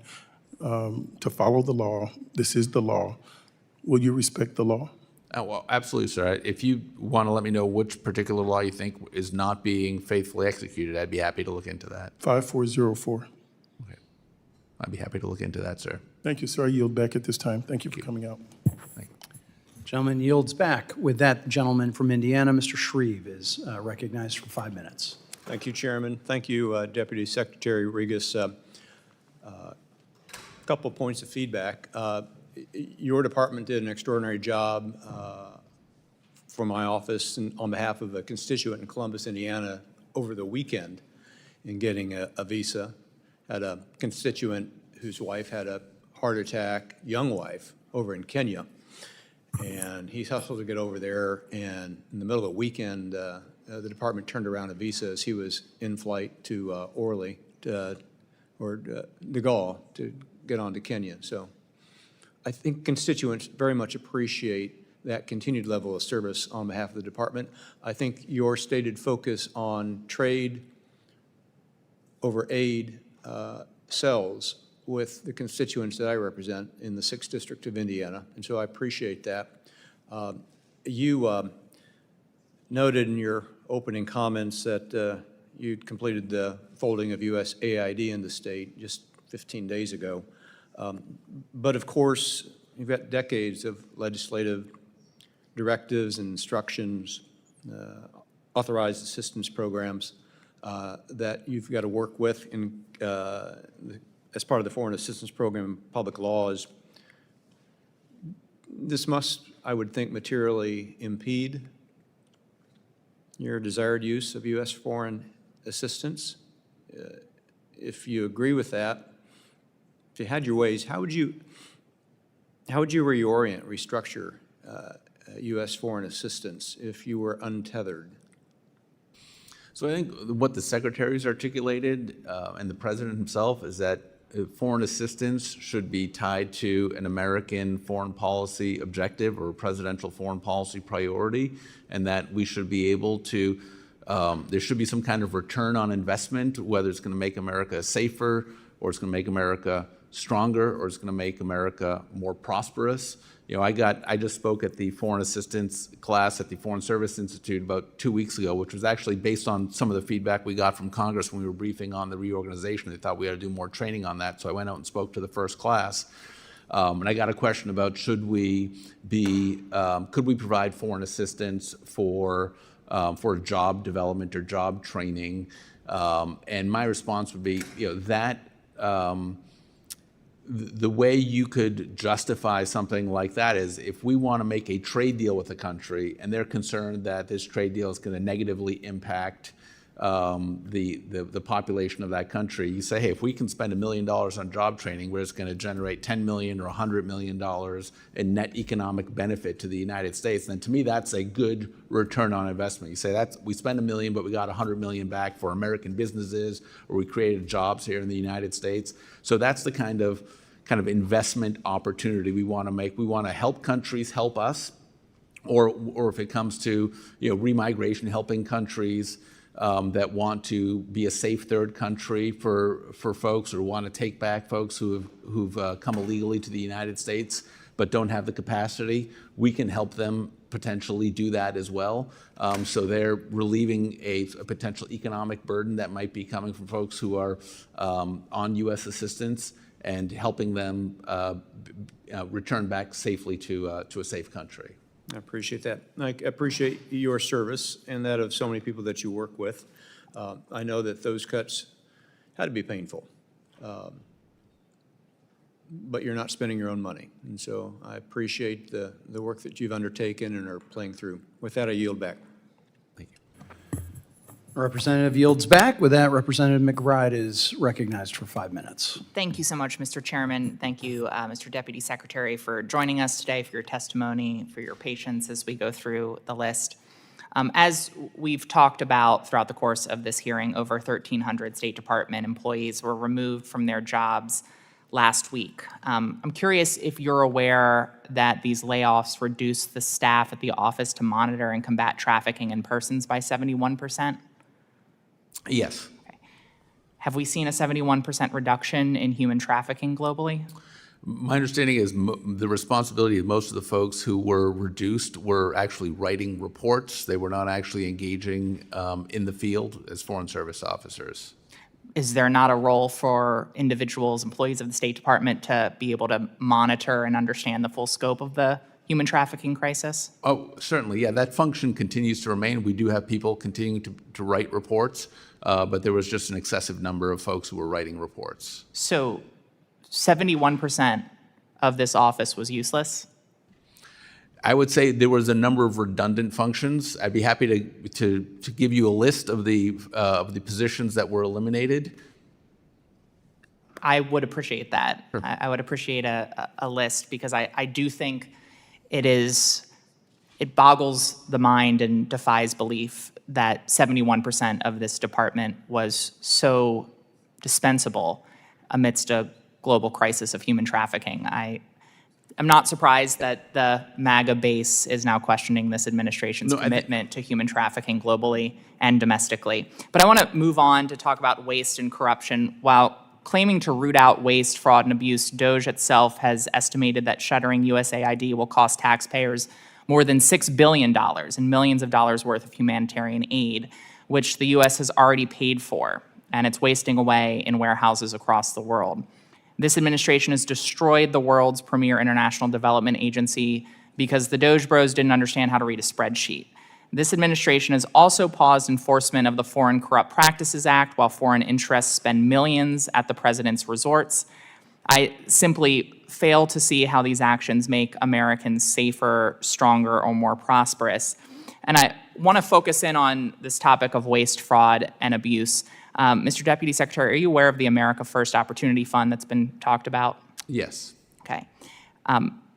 What is this account actually going to fund?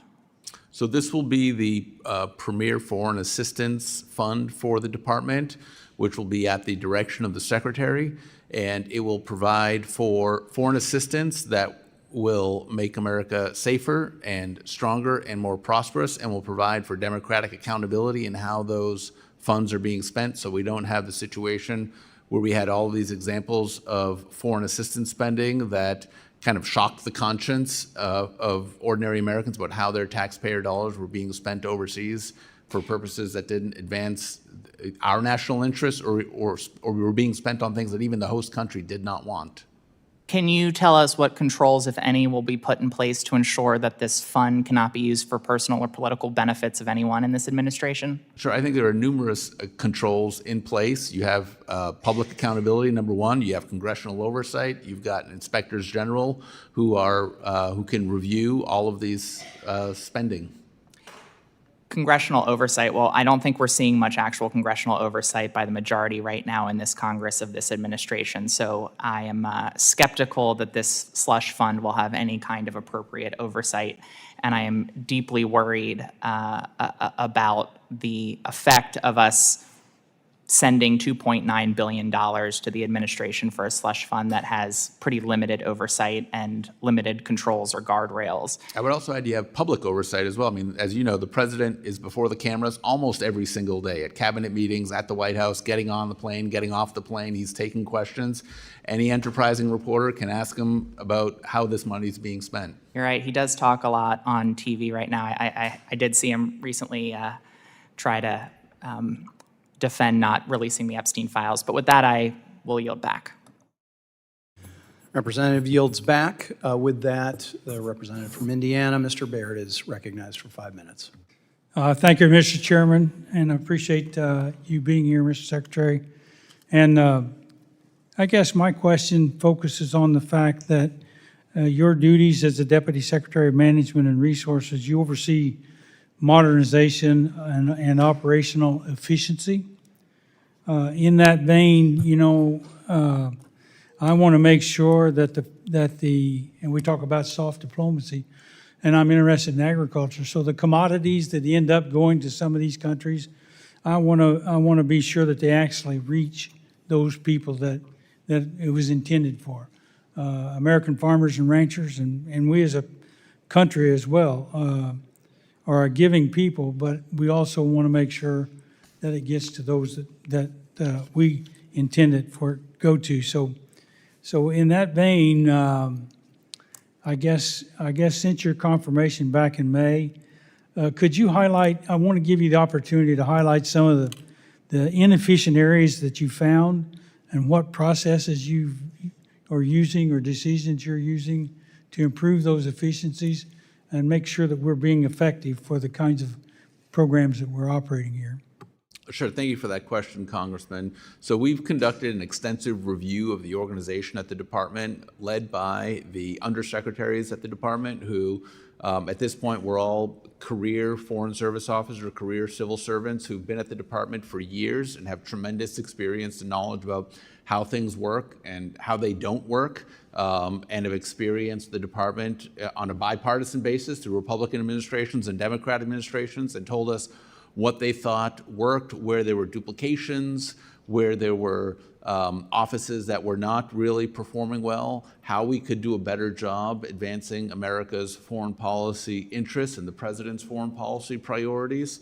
We looked at all of the management functions in the department and consolidated those mostly into the Management Bureau, but many of the bureaus and offices had their own management functions that did human resources functions and accounting functions, and those were all consolidated into a single executive management offices within the bureaus to allow for economies of scale and to allow for efficiencies. So we've done a lot of work to create these efficiencies across the department, and looking at how we do foreign assistance. There was a huge foreign assistance review that was done at the department before I arrived that looked at how we were spending money, and that's been the result. What's resulted from that is the FY26 budget request, where we have the America First Opportunity Fund to create better accountability for how those monies are spent and to ensure that they are spent to advance the Secretary's priorities and to ensure the President's foreign policy is faithfully implemented. So continuing in that vein, you know, I had a chance to go to Africa a couple of times. And one of the concerns that I saw there was the nefarious groups or gangs or thugs in some ways, because those commodities end up being fungible, just like money. If you've got it, you've got control. Can you give me some insight into, or us, some insight into how you think we're improving monitoring where those commodities are going? So I think for life-saving humanitarian aid and foreign assistance, you know, those programs were exempted from the humanitarian or from the foreign assistance review. But this is the kind of thing that, as we take a closer look at how we do foreign assistance, is making sure that we have partners on the ground who are able to ensure that our foreign assistance is able to be delivered securely and that it is safeguarded from these kinds of malevolent actions, and that other aid that is delivered is tied directly to a foreign policy priority that the president has. But if you've got sort of particular scenarios or examples in individual countries that you want us to look at, I'm happy to look at that and make sure that to the extent those kinds of activities were happening or our aid was subject to inappropriate use, that we could take corrective action on that. And I thank you for mentioning, again, you mentioned it earlier, but the fact that those humanitarian efforts are exempted from this, from what we're talking about. So with that, I got about 17 seconds less, and that's enough to just say thank you for what you do. Thank you, sir. The gentleman yields back. With that, Representative Titus from Nevada is recognized for 5 minutes. Thank you very much. I'd like to pick back up with something Ms. Kim was saying earlier about the closing of consulates. Earlier this year, your department sent a preliminary notification to Congress that it was going to move to close dozens of consulates and embassies, and they're around the world. They range from Luxembourg to the Maldives, from Durban, South Africa, to Busan, South Korea. I mean, they're everywhere. And one that I was especially concerned about was in Europe, and that's Thessaloniki, plans to close the consulate there in Thessaloniki, Greece. And I think this is at a time of real rising geopolitical instability, especially in that part of the world where Greece plays such a key role. The consulate there, especially, it's ensuring the potential of the base at Alexandropoli and the port at Thessaloniki. It plays a role in the implementation of IMEC. It's helping people come to the Olympics. I just wonder, without the consulate, aren't the beneficiaries of our not being there going to be China and Russia? And given your experience and connections there, do you really think that's a good idea? So I don't think there's been any move to close the consulate in Thessaloniki. I do know a review was done of all of our overseas posts to assess their costs to the American taxpayer, to assess their benefits to the American taxpayer, to assess any revenue. As you know, consulates can generate revenue through fees and visa applications. But my understanding is I don't think any decisions have been made regarding closure, but people may be drawing conclusions from that analysis if they're looking at a consulate that maybe is very high cost or is in a remote area or is not providing substantial benefit. But I'd be happy to look at any particular concerns you have about individual consulates. Well, I appreciate that, because when the secretary came to the committee, I asked him about how we're going to process visas for people to come for the upcoming Olympics and the World Cup if you're cutting these different consulates, because that's where a lot of people go. And he said, and I'll quote him, "There is no proposal at this time to close embassies or consulates. There has been media reporting because people like to leak lies, but there's been no such proposal, and I think I would know." Well, we're not hearing any more specifics, whether it's what's happening with the study, is it going forward? Are you going to consult with Congress, because that's the law, before you close any of these overseas posts? Oh, certainly. I mean, we've consulted on the reorganization that we've just begun to undertake, and I think my understanding is we provide briefings. I think 8 briefings per day to the Congress on various activities that are happening at the department. So I don't think this would be any different. All right, well, if you can help me get that information, I'd appreciate it, because I think China is expanding its diplomatic footprint while we're decreasing ours, and that seems to be not in our strategic interest. Another thing I'd like to ask you about is what Ranking Member Meeks was talking about with the present assignment of Foreign Service employees not being a factor for RIFs. I think that was kind of the conclusion that he drew based on a circulated department memo back from May. But we know that's not true, because just last month, without talking to Congress, y'all changed the Foreign Affairs Manual, and that's the document that sets out the procedure for RIFs, and now it makes it easier to fire Foreign Service officers. And when committee staff repeatedly reached out to try to get details on the RIFs, they were told that the department wouldn't provide such details in order to protect, and I'm quoting, the dignity of the workforce. So I wonder if you'll just explain to us, what about the dignity of the workforce was protected when you just sent 1,300 employees home and said thanks, but no thanks. Well, certainly, thank you. I mean, look, no one wants to be on the receiving end of a reduction in force notice. This happens all the time in the private sector. It happens, I think President, Clinton, he reduced the federal workforce by, I think, 377,000 employees. The federal workforce was reduced by 220,000 under President Obama. But we wanted to make sure that any employee was not finding out through media reports that they were going to be losing their job. We had a sacred responsibility to tell them individually, directly from the department about their particular job situation, and that we didn't want them to get that notification from anyone else. But some of the reasons for why they were riffed were just like coincidence of being in the country, not anything that they had done or the job wasn't needed. I mean, that seems to be pretty undignified, but thank you, and I guess my time is up. The gentlelady's time has expired, and I'm going to recognize myself for 5 minutes. Mr. Regas, there's been a lot of speculation and motivation projected onto you personally, the State Department, certainly the administration. Explain to us, what is the purpose of this fiscal and personnel realignment?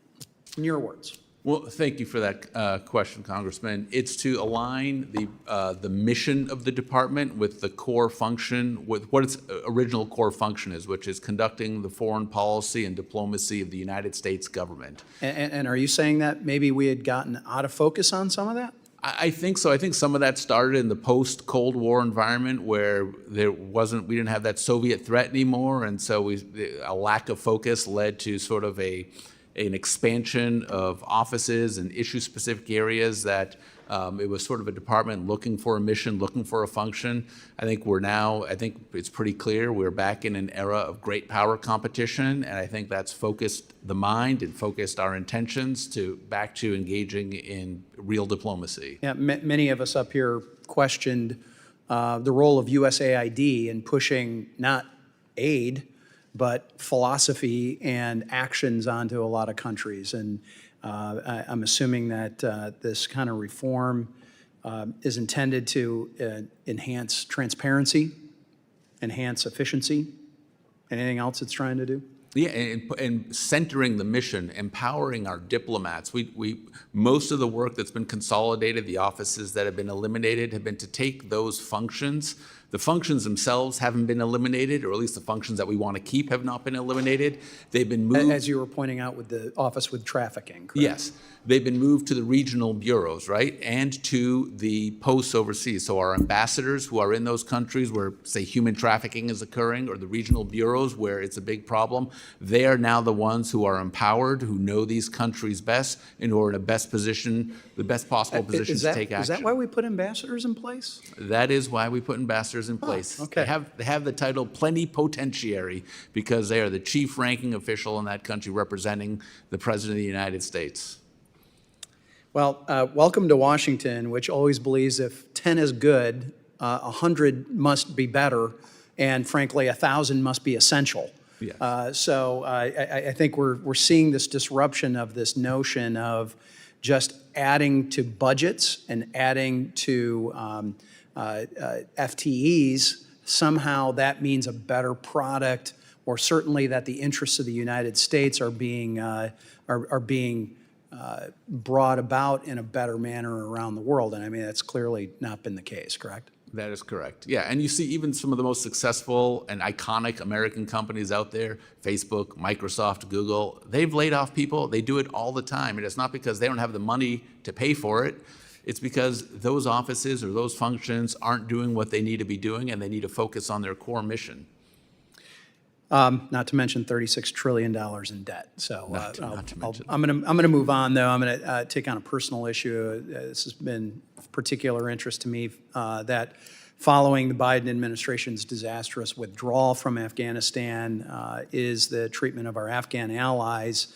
Again, these are Afghans who have risked their lives and their families' lives to serve alongside the U.S. Armed Forces for years, thus saving countless American lives along the way. I know the chairman has had personal experience on this. I've said this on many occasions, that we must uphold that sacred commitment that we have made to them, and I believe these brave Afghanis who have undergone rigorous vetting processes that have been required and properly and so are welcome into my neighborhood and my state anytime. Can you give me a quick update on the status of the U.S. Department of State's Office of Coordinator for Afghan Relocation Efforts, CARE? So yes, we're continuing to process those requests for folks who want to get SIV visas. I believe we have $500 million from the prior year that we've deemed sufficient to continue operating that effort going forward into FY26. We've admitted, I think, 1,200 folks under that program since the beginning of the administration. And the functions of the CARE office have moved to the regional South Central Asia desk. Again, this is part of how we're empowering the regional bureaus and the ambassadors to take care of the diplomatic work in their countries and in their regions, the people who are best positioned to know those areas best.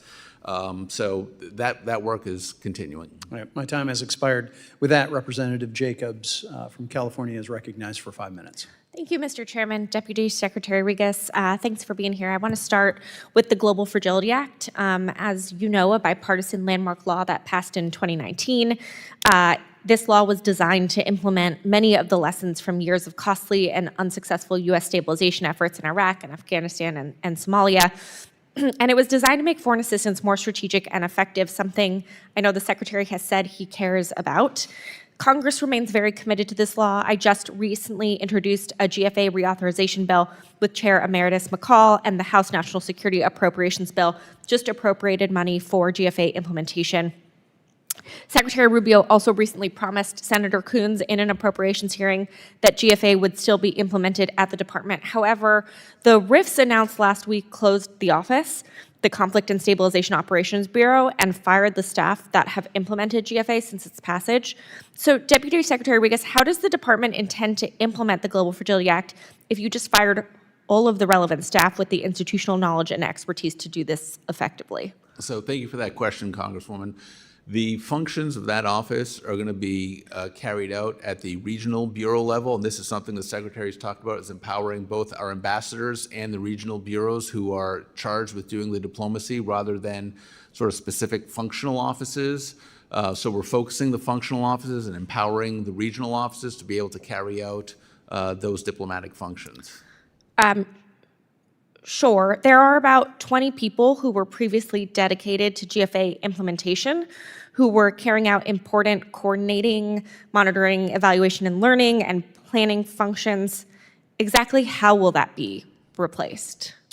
So those functions are going to be done at the regional bureau. So each of the regional bureaus will take responsibility for those functions to ensure, and they're taking responsibility for foreign assistance in their regions, and the ambassadors are going to have responsibility. I understand.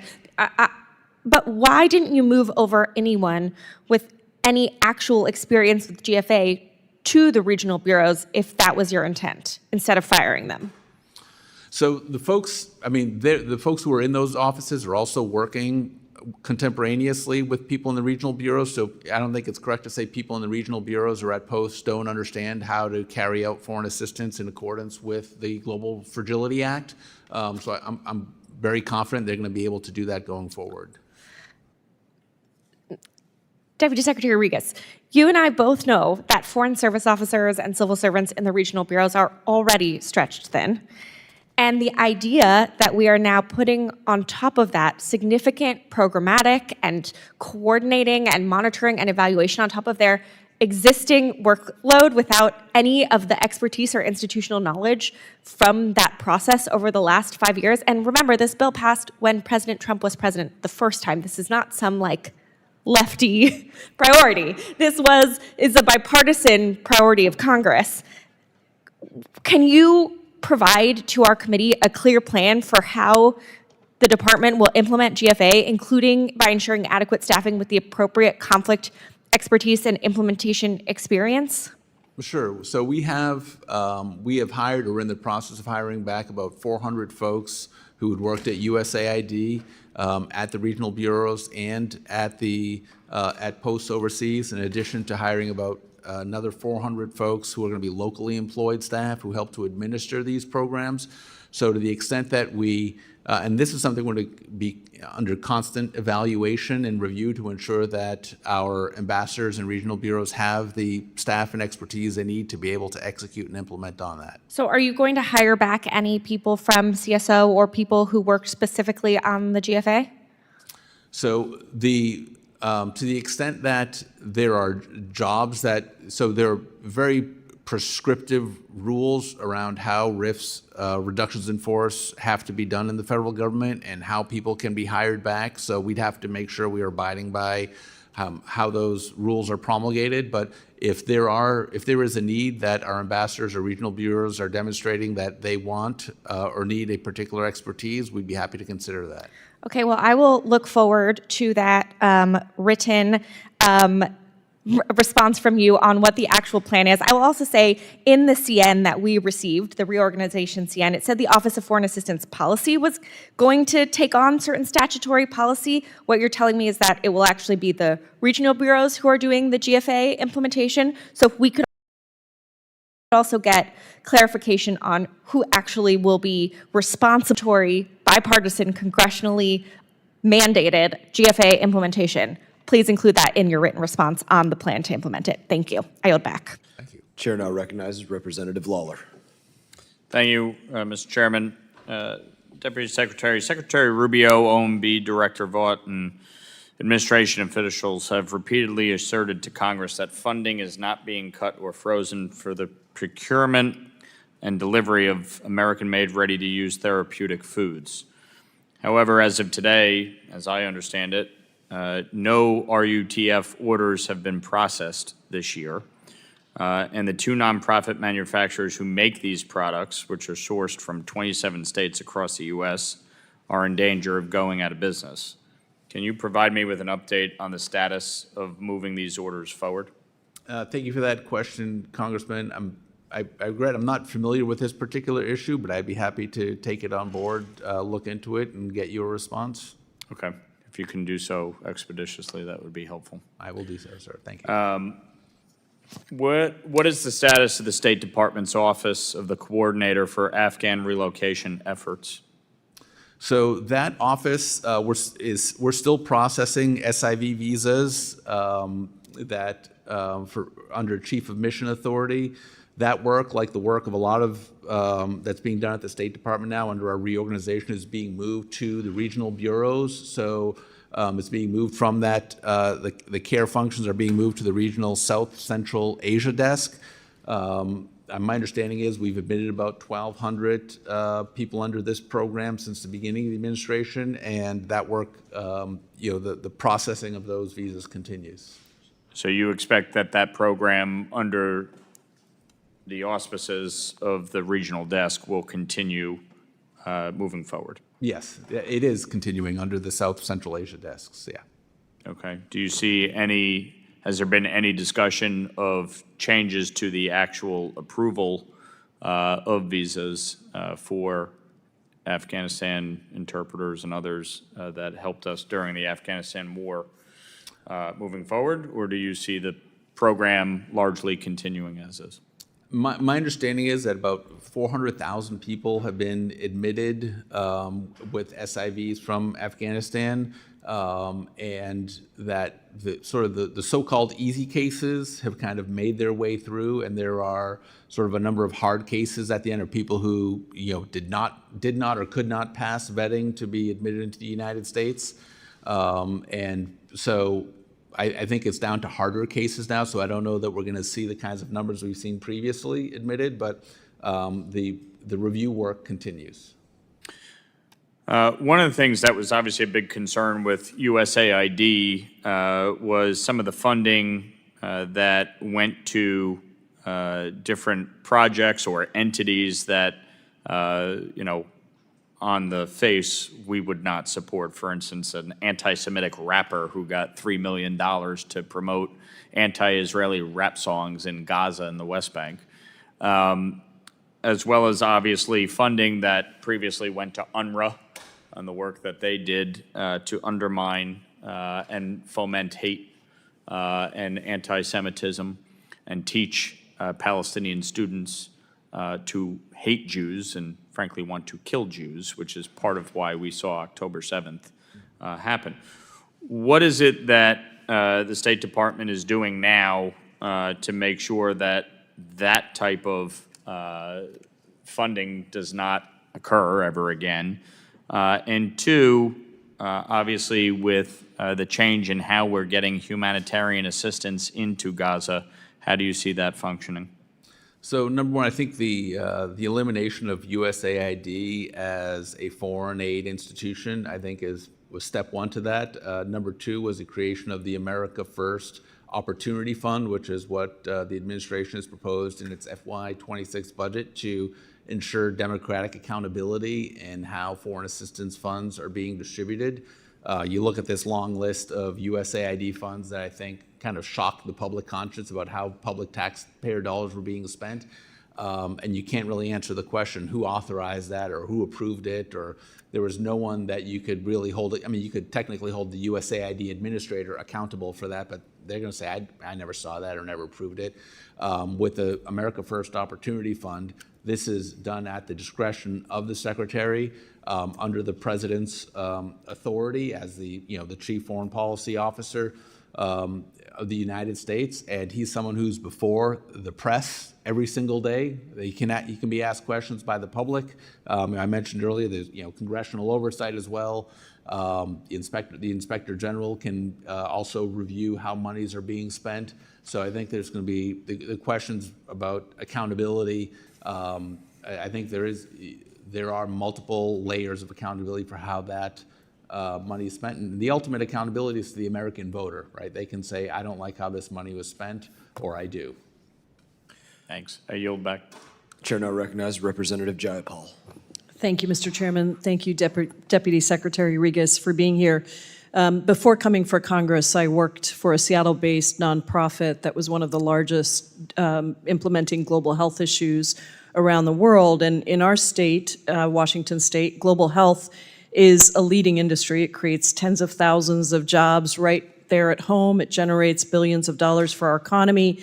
And the destruction of USAID and the massive cuts that we've seen to research and science and global health, I believe, are really weakening our soft power abilities through global development. And I think they're leaving Americans vulnerable to the spread of disease that does not know any boundaries. Thousands of people in my district have worked for state or for programs that receive that funding, and they've devoted their lives to putting America first, but you fired them. You fired them. Not based on merit, not based on skills, not based on work history, not by looking at if there was anywhere else in the State Department that these career civil servants could be. You just fired them because you had a 15% staff firing target. One of them speaks multiple languages, had an onward assignment to promote U.S. businesses and strengthen our critical mineral supply chain. Another one was sent back after spending her entire life devoted to humanitarian assistance work in Afghanistan, Sudan, the Middle East, some of the toughest regions in the world where we desperately will need translators, people with bilingual experience. Another one served in war zones in the Middle East and was fired 1 week away from qualifying for her pension after nearly 20 years of service. It is stunning to me to see how these career civil servants have been treated by your administration. And on top of that, the administration's budget request slashes global health spending by almost 2/3, and a recent study estimates that in 10 years, these cuts could cause 14 million preventable deaths. 14 million. I've worked all over the world, lived all over the world, and seen the power that the United States builds by the work that we do in other countries. I want to remind any public that may be watching that we spend less than a fraction of a percent of our budget on foreign assistance. In fact, sometimes I go out and people say, you spend too much money. And I say, great, you tell me what you think we spend. Usually they say around 20%. I say, you tell me what you think we should spend, and I will do that. I will do that number. And you're laughing because you know that what people say back to me is spend 10%. If you just spend 10%, I would do that. I'm like, great, I'll take it. Because the work we do through these programs is so important, and the skills and the talent of our public servants is so incredible. The average taxpayer, Mr. Regas, spends 18 cents per day to fund USAID. That's funding that saved over 90 million lives and prevented outbreaks that would have threatened American lives. And so I guess I just want to know, do you understand how your cuts are going to make Americans less safe? So, as I noted earlier, the Secretary has exempted life-saving humanitarian assistance from the foreign aid review. So that kind of aid will continue. But as I also mentioned, we need to have a graduation strategy for countries for whom we're providing this kind of assistance, whether it's 1 year, 3 years, 5 years. Like when are they going to have the capacity to be able to administer these programs themselves? We've seen that with our FY26 budget request for PEPFAR, which is 85. Let me stop you there just for a second to say that life-saving aid alone, first of all, it's not flowing the way that we thought it was going to flow when the Secretary said that. Secondly, you know it's not enough. If you listen to the experts, life-saving is very different than disease prevention. I've worked on disease prevention for a long time. When a disease breaks out, what you need to know is that there is a response immediately. And the work of USAID took disease prevention response times on outbreaks from 2 weeks to 2 days. That 2 weeks is a critical moment for us to be able to stop those diseases from spreading.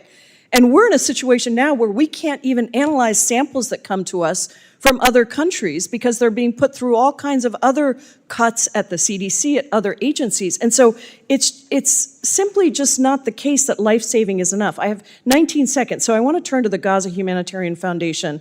How many sites does GHF operate? Do you know? I do not know. That's under your jurisdiction, your resources. It's 4. How many square miles is Gaza? Do you know? I do not. Guess what? It's over 140 square miles, 6 times the size of Manhattan. Do you know how often those sites are open? I do not. They are barely open, Mr. Regas. This is not the way to get aid to people in Gaza.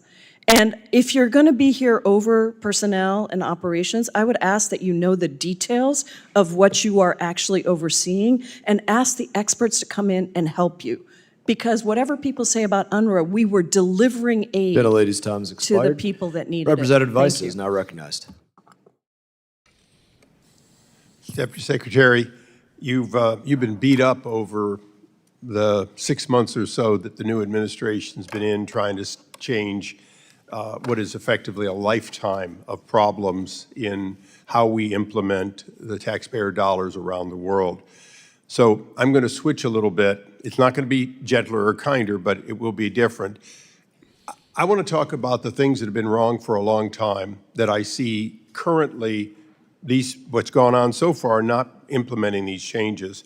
And I'll give you the heads up. It's basically OBO operations, visa processing, and your IT, both CIO and CTO. So I'll take them in reverse order. With the consolidation of so many disparate organizations, many of which had multiple CIOs/CTOs, multiple different server systems, and quite frankly, didn't even talk within their organization.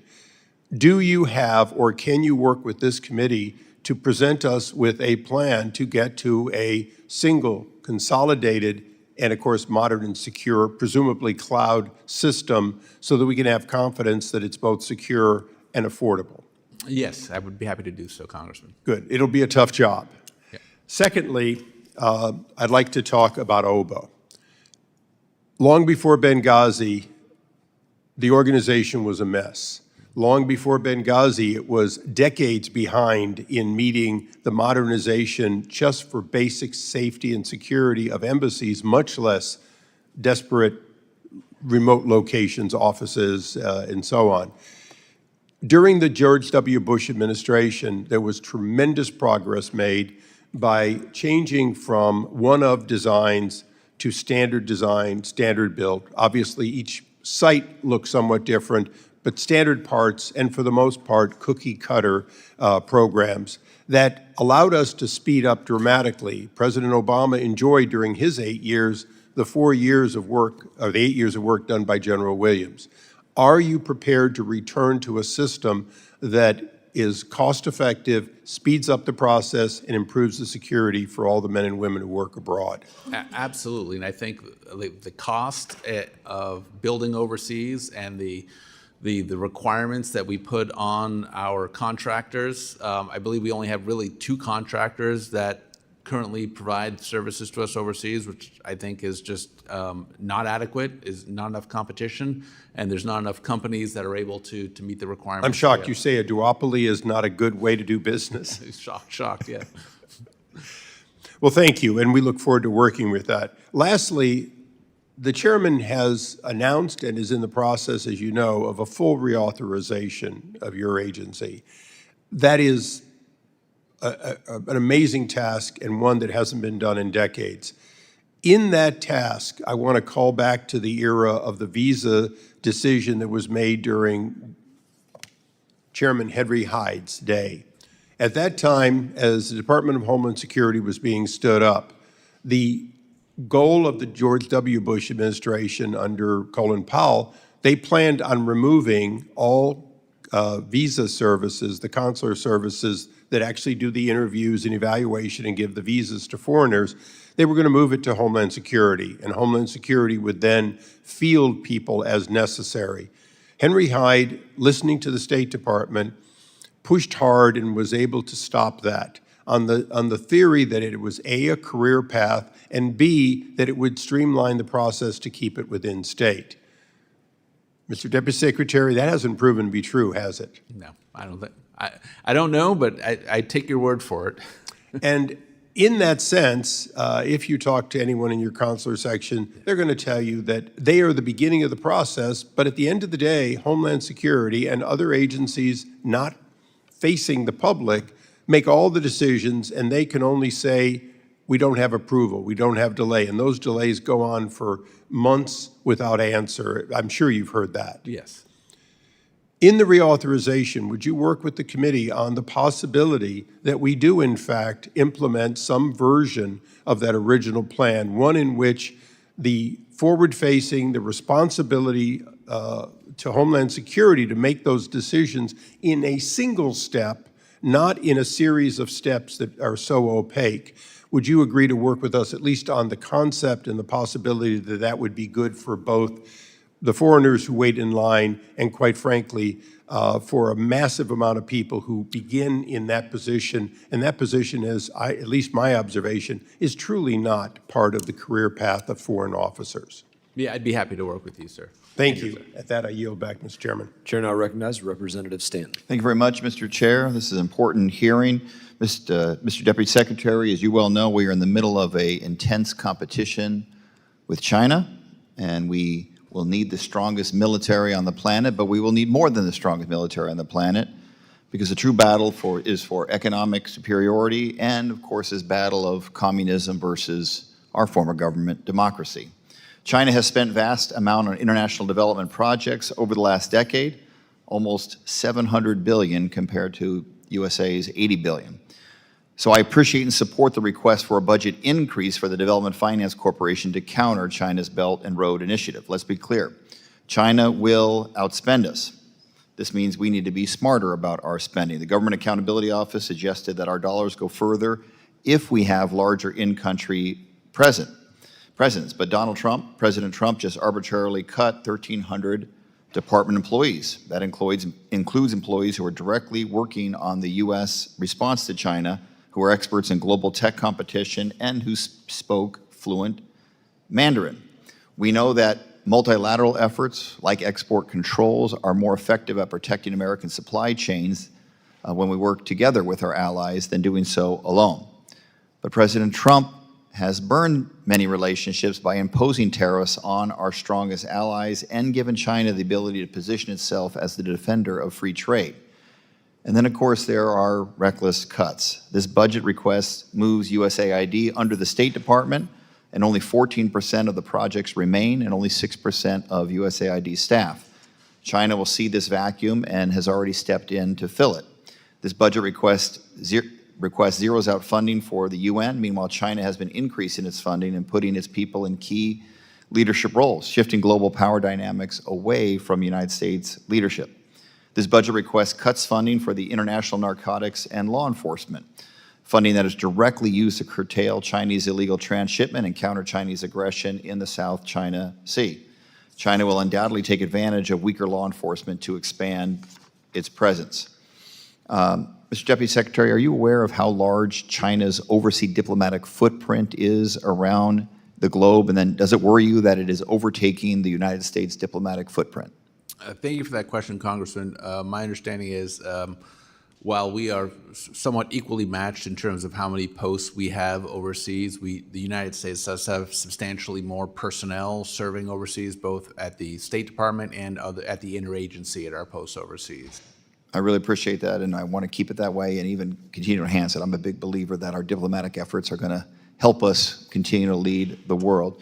Deputy Secretary, according to the Lowy Institute, China has the most expansive diplomatic network in the world, with more outposts in Africa, East Asia, and Central Asia, and the Pacific Islands. Can you give us specific examples of how you plan to keep engaging in those regions after the reductions in force? Sure. So first of all, the reductions in force only affected our domestic operations. They did not affect our foreign service officers overseas.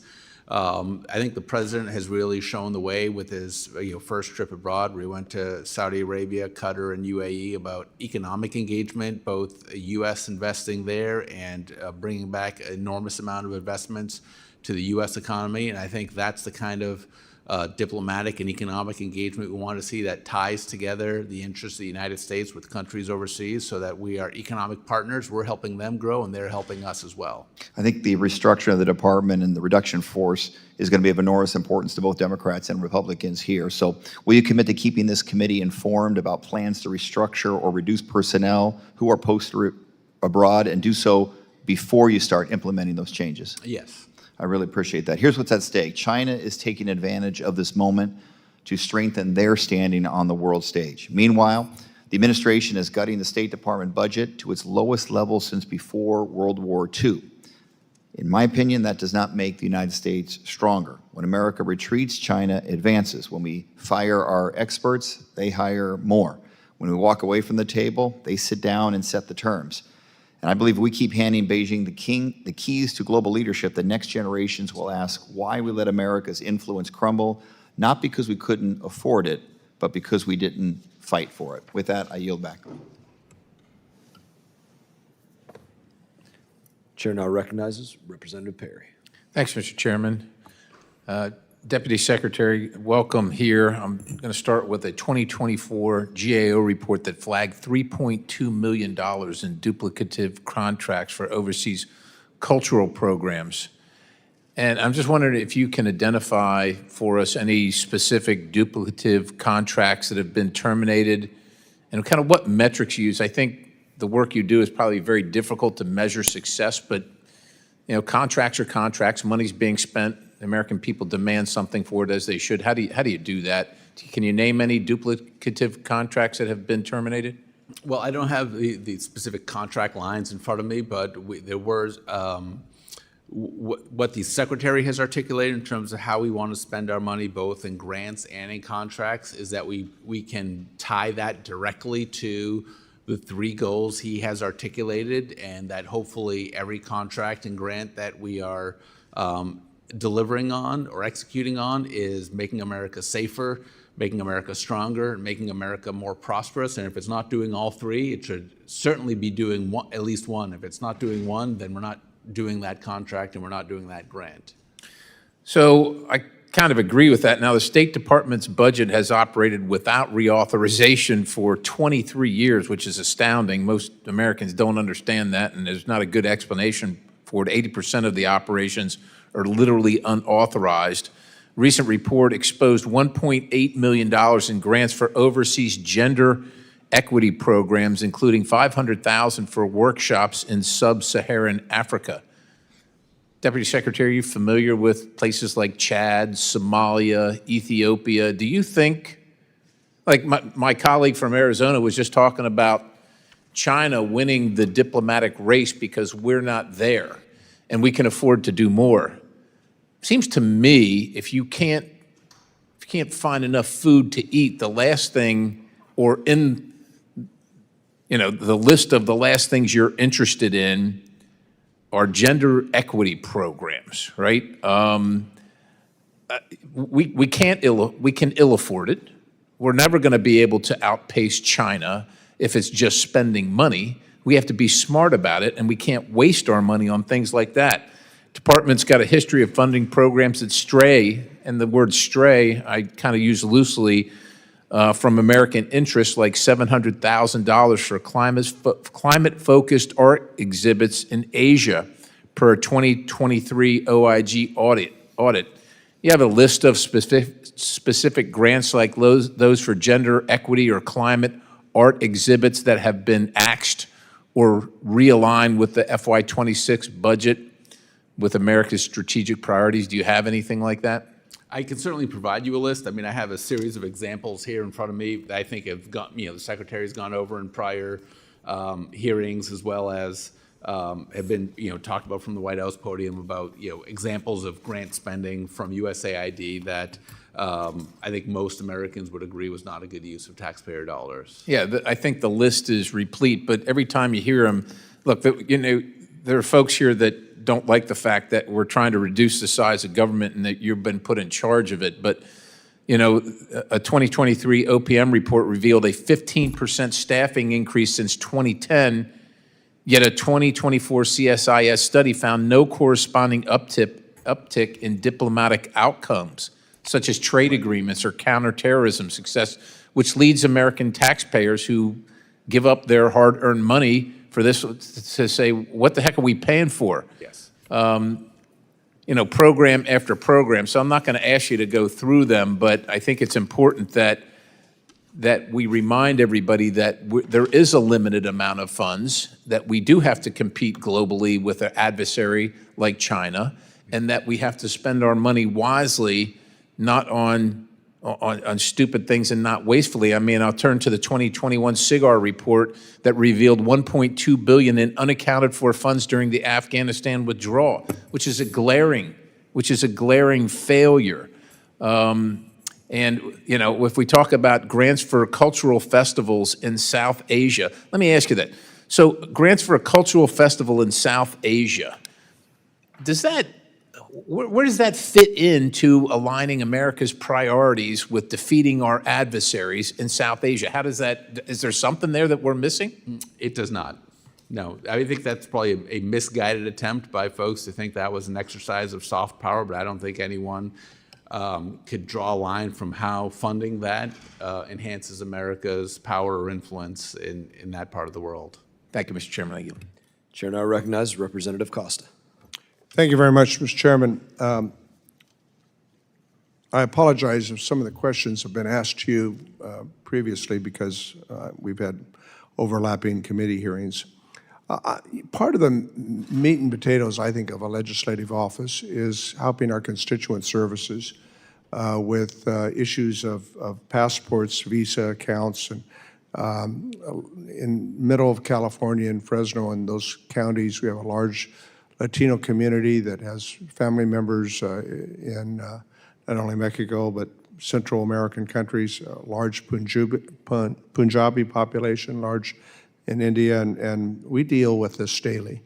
How many individuals within the Consular Affairs Bureau were terminated? My understanding is we did not make any cuts in the Consular Affairs Bureau. They were not targeted for positions? Yeah, because no I one raised was that issue with the processing, yeah. Secretary as it related to some consular offices that had played a role within the department. I'll send you a letter forwarding that.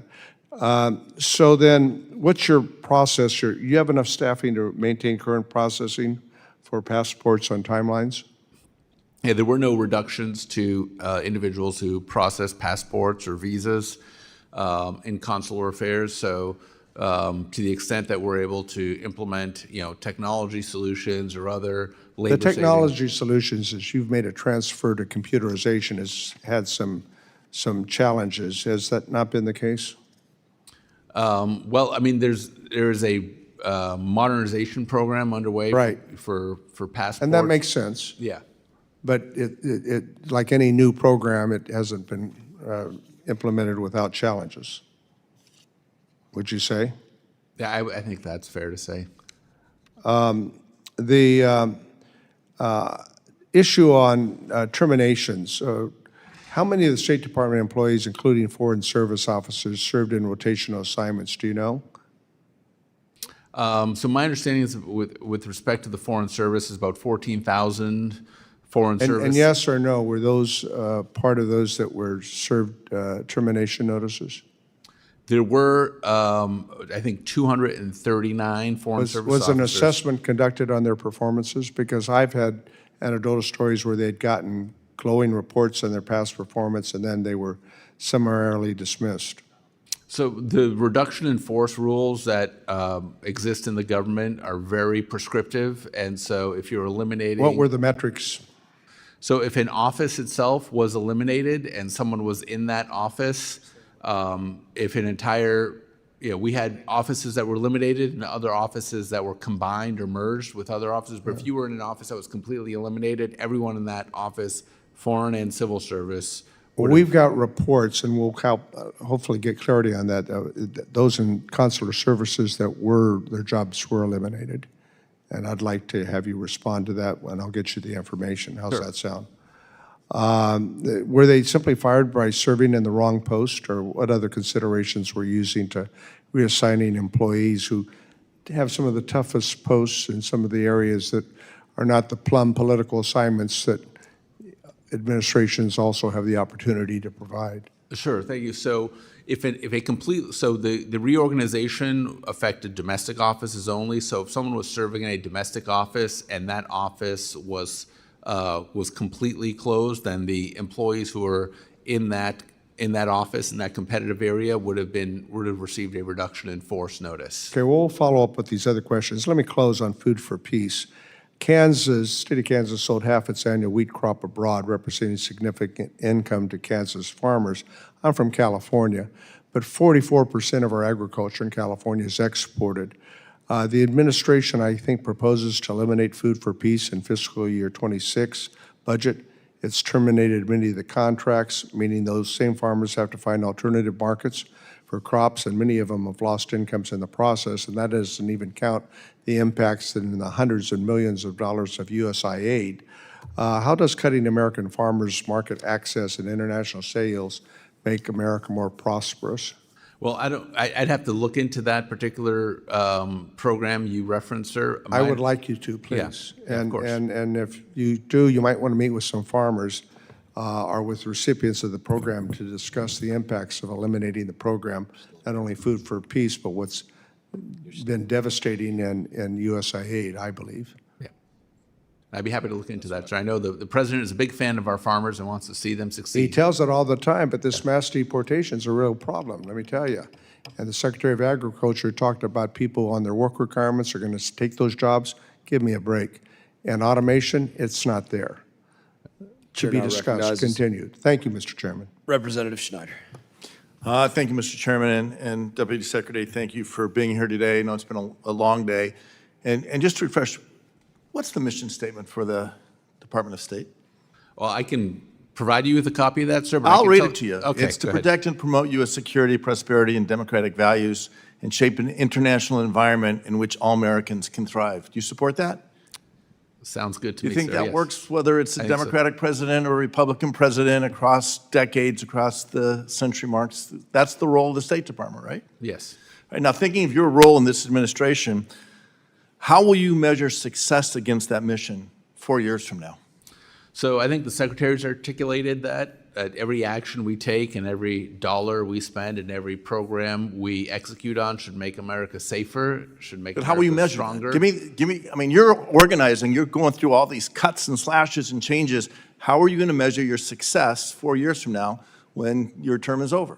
Well, so I think number one, you can look at how we've engaged with our NATO allies. Number one, that's making America stronger. They've all agreed to increase their spending from 2% of GDP to 5%, something where numerous prior administrations. So, and I'm just, we're short on time, so I'm going to reclaim my time.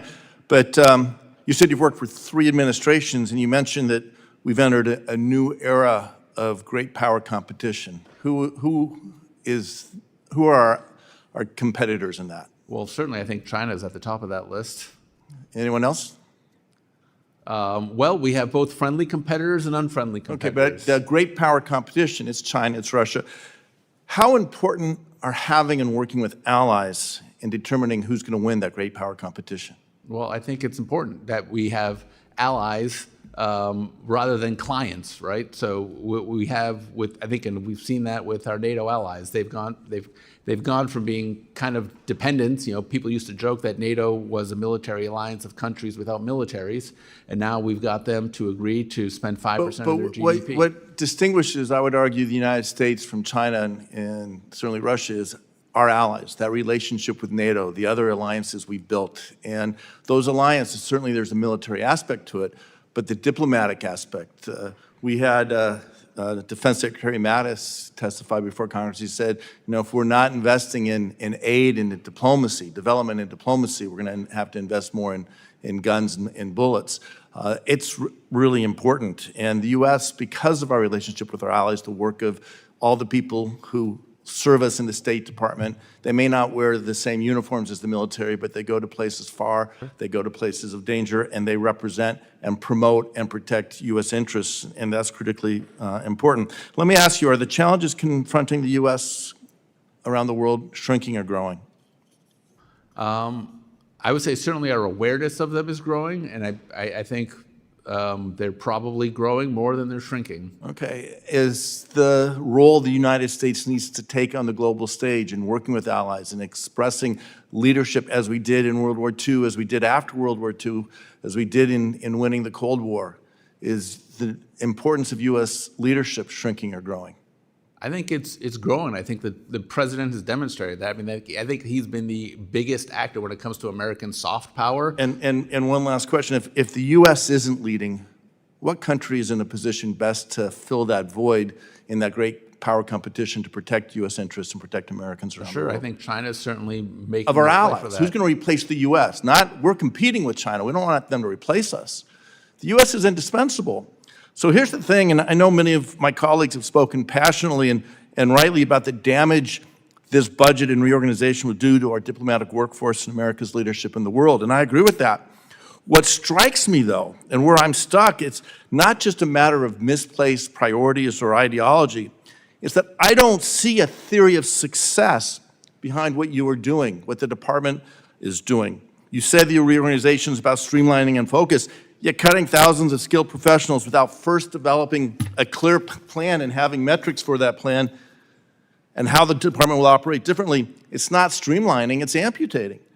You propose consolidating foreign assistance, but you haven't shown us how the department is prepared to manage these programs. What concerns me most is that there's no clear picture of how these actions position America to compete with China and respond to future crises. China is expanding their global diplomatic network. We're closing posts and reducing our people, losing expertise that took years, decades to develop, and we're not investing where we need to be. You'll say you manage foreign assistance like an investment program, but we're left wondering who's the portfolio manager. So my last question for you, Mr. Deputy Secretary, you said the goal is a more nimble State Department. Can you point to one example where another country has shrunk what they're doing, pulled back from their role in the world, where they successfully achieved the goals they set out to protect their interests and advance their policies? Sir, thank you for that question. So the reorganization affected only the domestic footprint of the State Department. It did not affect our overseas posts. And in fact, it is designed to empower our ambassadors. It's almost like we've forgotten that we have ambassadors and regional bureaus who are engaging at posts, who are the tip of the spear when it comes to how we engage with the rest of the world. This was focused on the bloated bureaucracy that was stateside here. We've got 1,400 offices in the United States alone, 1,400 locations, 700 bureaus and offices in the U.S. This is for... Well, all I know, and I'm over time, thank you, Mr. Chairman, but I've gotten countless calls from constituents and families of constituents who have lost their We're up on a job at time overseas limit. posts. So the Chair now statement that you're not recognizes cutting overseas Representative doesn't match. Kamlagerdoff.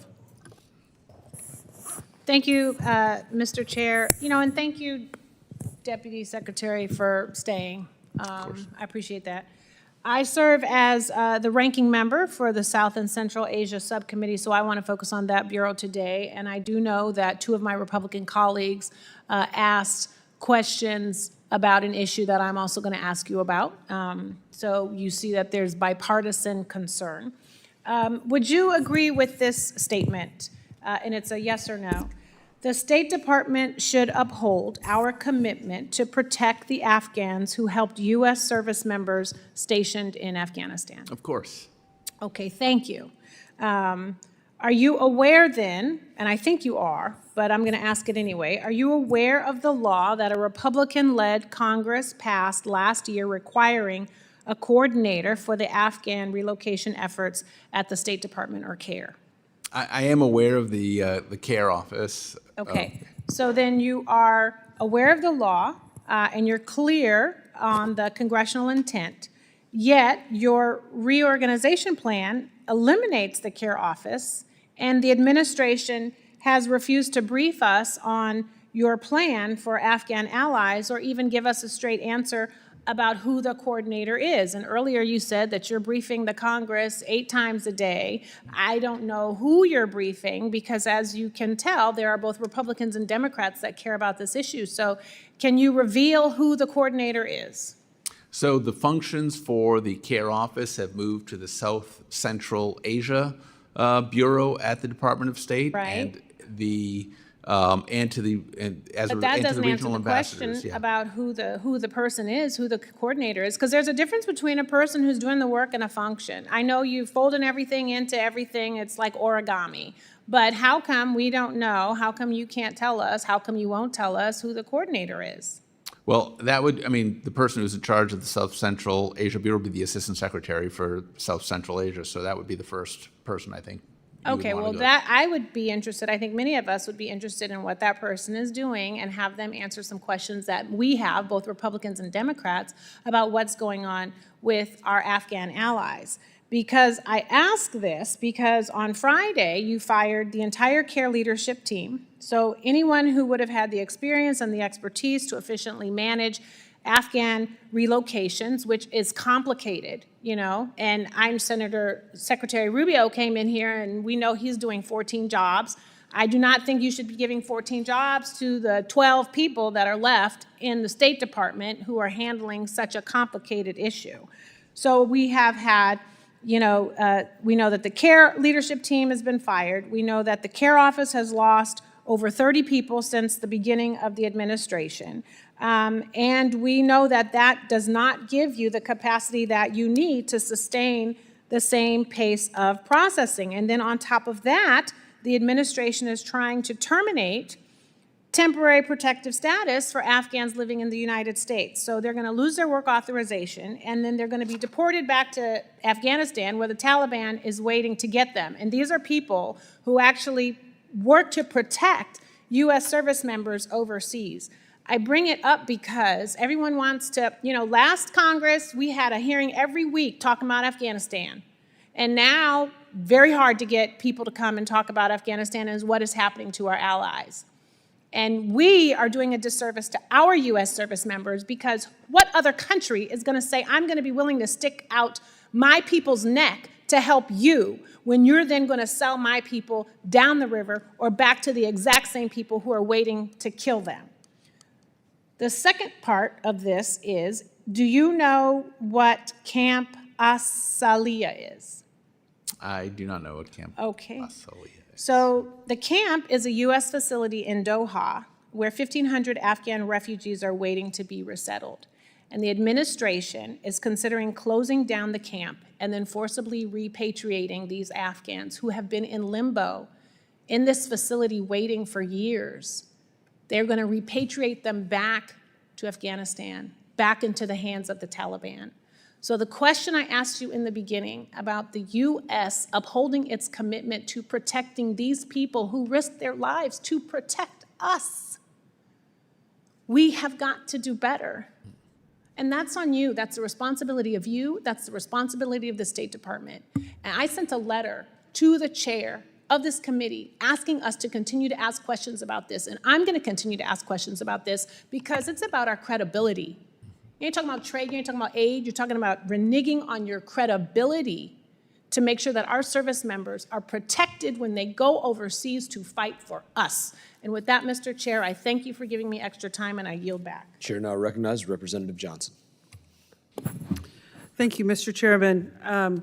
I want to take just a moment to tack on to what Representative Kamala-Gordov was talking about, because I was just in the Homeland Security hearing before this, talking about Afghanistan and this very issue about all these Afghan folks who risk their lives in service of our military while in Afghanistan and all their losing of their temporary protected status benefits. And I would just like to echo her concerns, Mr. Chairman, about how unconscionable it is that we're turning our back on this group of people who risk their lives for our military. And Mr. Secretary, I would love for you to take these concerns that we're having about the fact that you're closing the care office, you're closing the support for this as just a dereliction of the United States duty. It's a breach of promises. It's a breach of agreements. And I share her concerns about what does this do for the U.S. in future conflicts. Have a lot of concerns about that. I wanted to turn just to some general issues about the terminations of so many people. I'm concerned about the fact that were the terminations of all these folks in USAID based on merit? Were they based on length of service? Were they based on reviews? How were you determining who stays and who goes? Well, thank you for the question, Congresswoman. Everything that happened at USAID happened before my tenure, so I can't speak directly to what occurred there, but it seems to me it was an elimination of function. And what about ongoing rifts within the State Department? Are those being done based on tenure, reviews, performance, length of service? How are those being evaluated? Yeah, so the regulations surrounding reductions in force are very prescriptive, and they are personnel, they are person agnostic, they are function specific. So you look at a particular office and what functions you want to retain. If you're merging 2 or 3 offices, which happened over 100 times, we were merging offices. And you say, what functions do we want to retain? And then based on that, if you've got 20 functions you want to retain or 20 positions you want to retain, and you have 100 people in the pool from the 3 offices that are being combined, there's a very prescribed process that is done by OPM, and the State Department actually hired OPM to conduct this process, and they match people based on seniority, based on... So length of service, performance, those yeah, things. so it's a merit-based process at that point. Yeah, so I have a constituent in my district, and her annual evaluation form says she's an expert in high demand across the office with the ability to balance numerous competing demands across portfolio and beyond. She is a rock star, a go-to person for technical knowledge, not afraid, and she has over 15 years of service and was terminated. In my opinion, this is a huge disservice to the State Department and to the role. And isn't this the kind of person I would think that you'd want to retain in our foreign service? Well, sure. I mean, so the process I described does not allow for us to reach in and grab a particular person that we would like to, save from a RIF.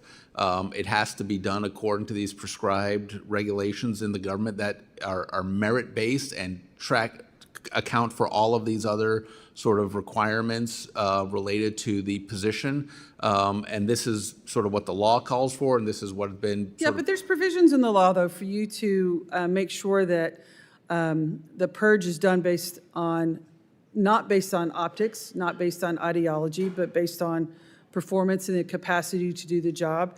And the reality of it is very experienced people are being depleted out of our foreign service at great peril to the United States of America and to our role in security in the world. I'm very concerned. We spent a lot of time talking about USAID, but I'm also very concerned about talking about the Population Refugee Migration Program.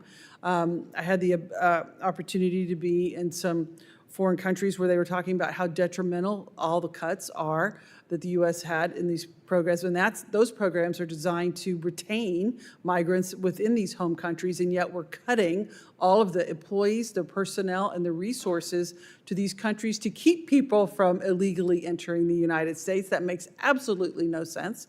And it seems to be in contradiction to the goals here.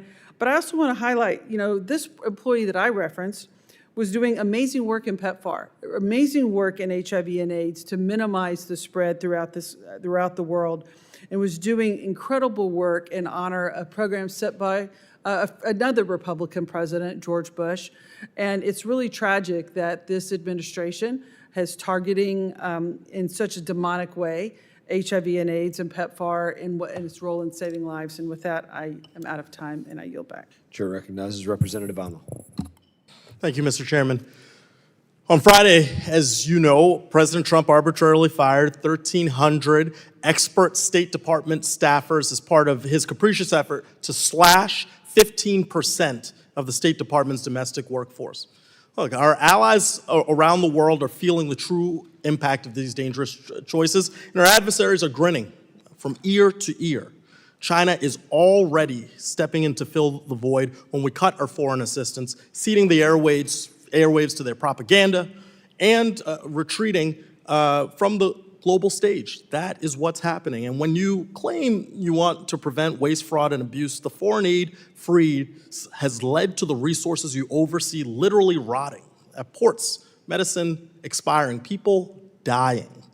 As you've heard from some of my colleagues earlier today, we learned that nearly 500 metric tons of emergency food assistance, enough to feed over 1 million children for a week, will expire in 24 hours. In a few weeks, this rotten aid will be incinerated, costing taxpayers an additional $130,000. This is a waste of taxpayer dollars. It's a loss of American jobs, and it's hurting American farmers who cannot sell their farm products to aid organizations. This is under your oversight. In my home state of Rhode Island, 120,000 boxes of the emergency food aid known as ready-to-use therapeutic food or Plumpy Nut made by Adesia Nutrition were stuck in a warehouse for months before the State Department finally paid to transport them to treat the starving children in Sudan. Secretary Rubio announced USAID closing on July 1st, and the remaining programs have been moved into the State Department. But it's been 2 weeks since then and 55 days since the Secretary sat where you are now. And I've seen no real action to get this aid moving. As I told Secretary Rubio, every day around 8,000 children die from global hunger. So why is there no clear plan to continue this foreign assistance? How many children must die? How many jobs, American jobs, are we going to see lost? We needed to get these contracts approved months ago. And while there are delays in creating new contracts, there are also no answers about what's happening to supplies purchased with taxpayer dollars. Earlier this month, I sent this letter to the State Department about reports that unused supplies from canceled foreign assistance programs will go to waste. I asked you all to provide information by today on the process the State Department is using to review the status of supplies for now terminated foreign assistance programs and what your plan was to ensure that these supplies purchased with taxpayer dollars are not diverted, destroyed, or otherwise go to waste. I haven't heard a response, right? We cannot continue to wait for answers while the food that could save these starving children rots in warehouses. That is not American leadership. So Secretary Regas, what is your plan to ensure that these supplies for now terminated foreign assistance programs do not go to waste? And what is your plan to take action now so we don't waste in the future? Because as you've said, you're a shepherd of taxpayer dollars. That's wasting taxpayer dollars. So tell me what the plan is. Thank you for the question, Congressman. I'd be happy to look into this particular issue about food that is past its expiration date, that's about to be incinerated. I think it's a policy to not distribute food or medicine that's past its expiration date. So getting an understanding of yeah, but it didn't have to get to the expiration date. Right. Yeah. So getting an understanding of how that came to be. What the shelf life is of this food. Is it 6 months? Is it a year? Is it 5 years. Who's tracking it and how it got to this situation, I think is important and is reasonable. Respectfully, Secretary, and I don't mean to cut you off, but I've heard this from the Secretary. I've asked, inquired, pleading, because this should be an area of partnership. This is somewhere where we can shine and continue to shine in our leadership, but I can't take, we're looking into it. That's unsatisfactory. So what's the plan? We're going to make sure it doesn't happen again is what the plan is. Well, arbitrarily firing 15% of the staff is not a plan, because those people, those experts that you get rid of, I am sure would have some role in making sure that your plan was viable and that you could let American leadership shine. So that's a failure. Do you agree? I do not agree. I think the 15% that So it's a success. The 15% that were let go. No, I'm talking about the waste of American aid. Well, you're tying that to a reduction in force that I has am, nothing indeed. to do with that. Well, I believe that you do not have the personnel to get the job done, and I would like to see a plan. So I am going to request in writing your plan. Chair My now time is up. recognizes Representative Castro. Thank you. Deputy Secretary Regas, last week the department laid off about 15% of its workforce, and you said earlier and had made a statement about the fact that the decisions were personnel agnostic. Is that accurate? That's correct. And as you know, members of the Foreign Service regularly rotate through different assignments. A number of such officers had started new positions in the last 6 weeks or have offers to start a position that the administration has not chosen to cut. But they received notices that they would be terminated based on their prior roles, those they held on May 29th, that they were no longer in. Some diplomats had even started new jobs in a foreign country, moved their family over there, enrolled their kids in school, and then received a notice that they would be terminated based on the job that they had on May 29th, not the job that they currently held. If these people are terminated, the United States still needs to fill those roles with diplomats, many of whom would need to undergo months of training or language learning before they can join the position.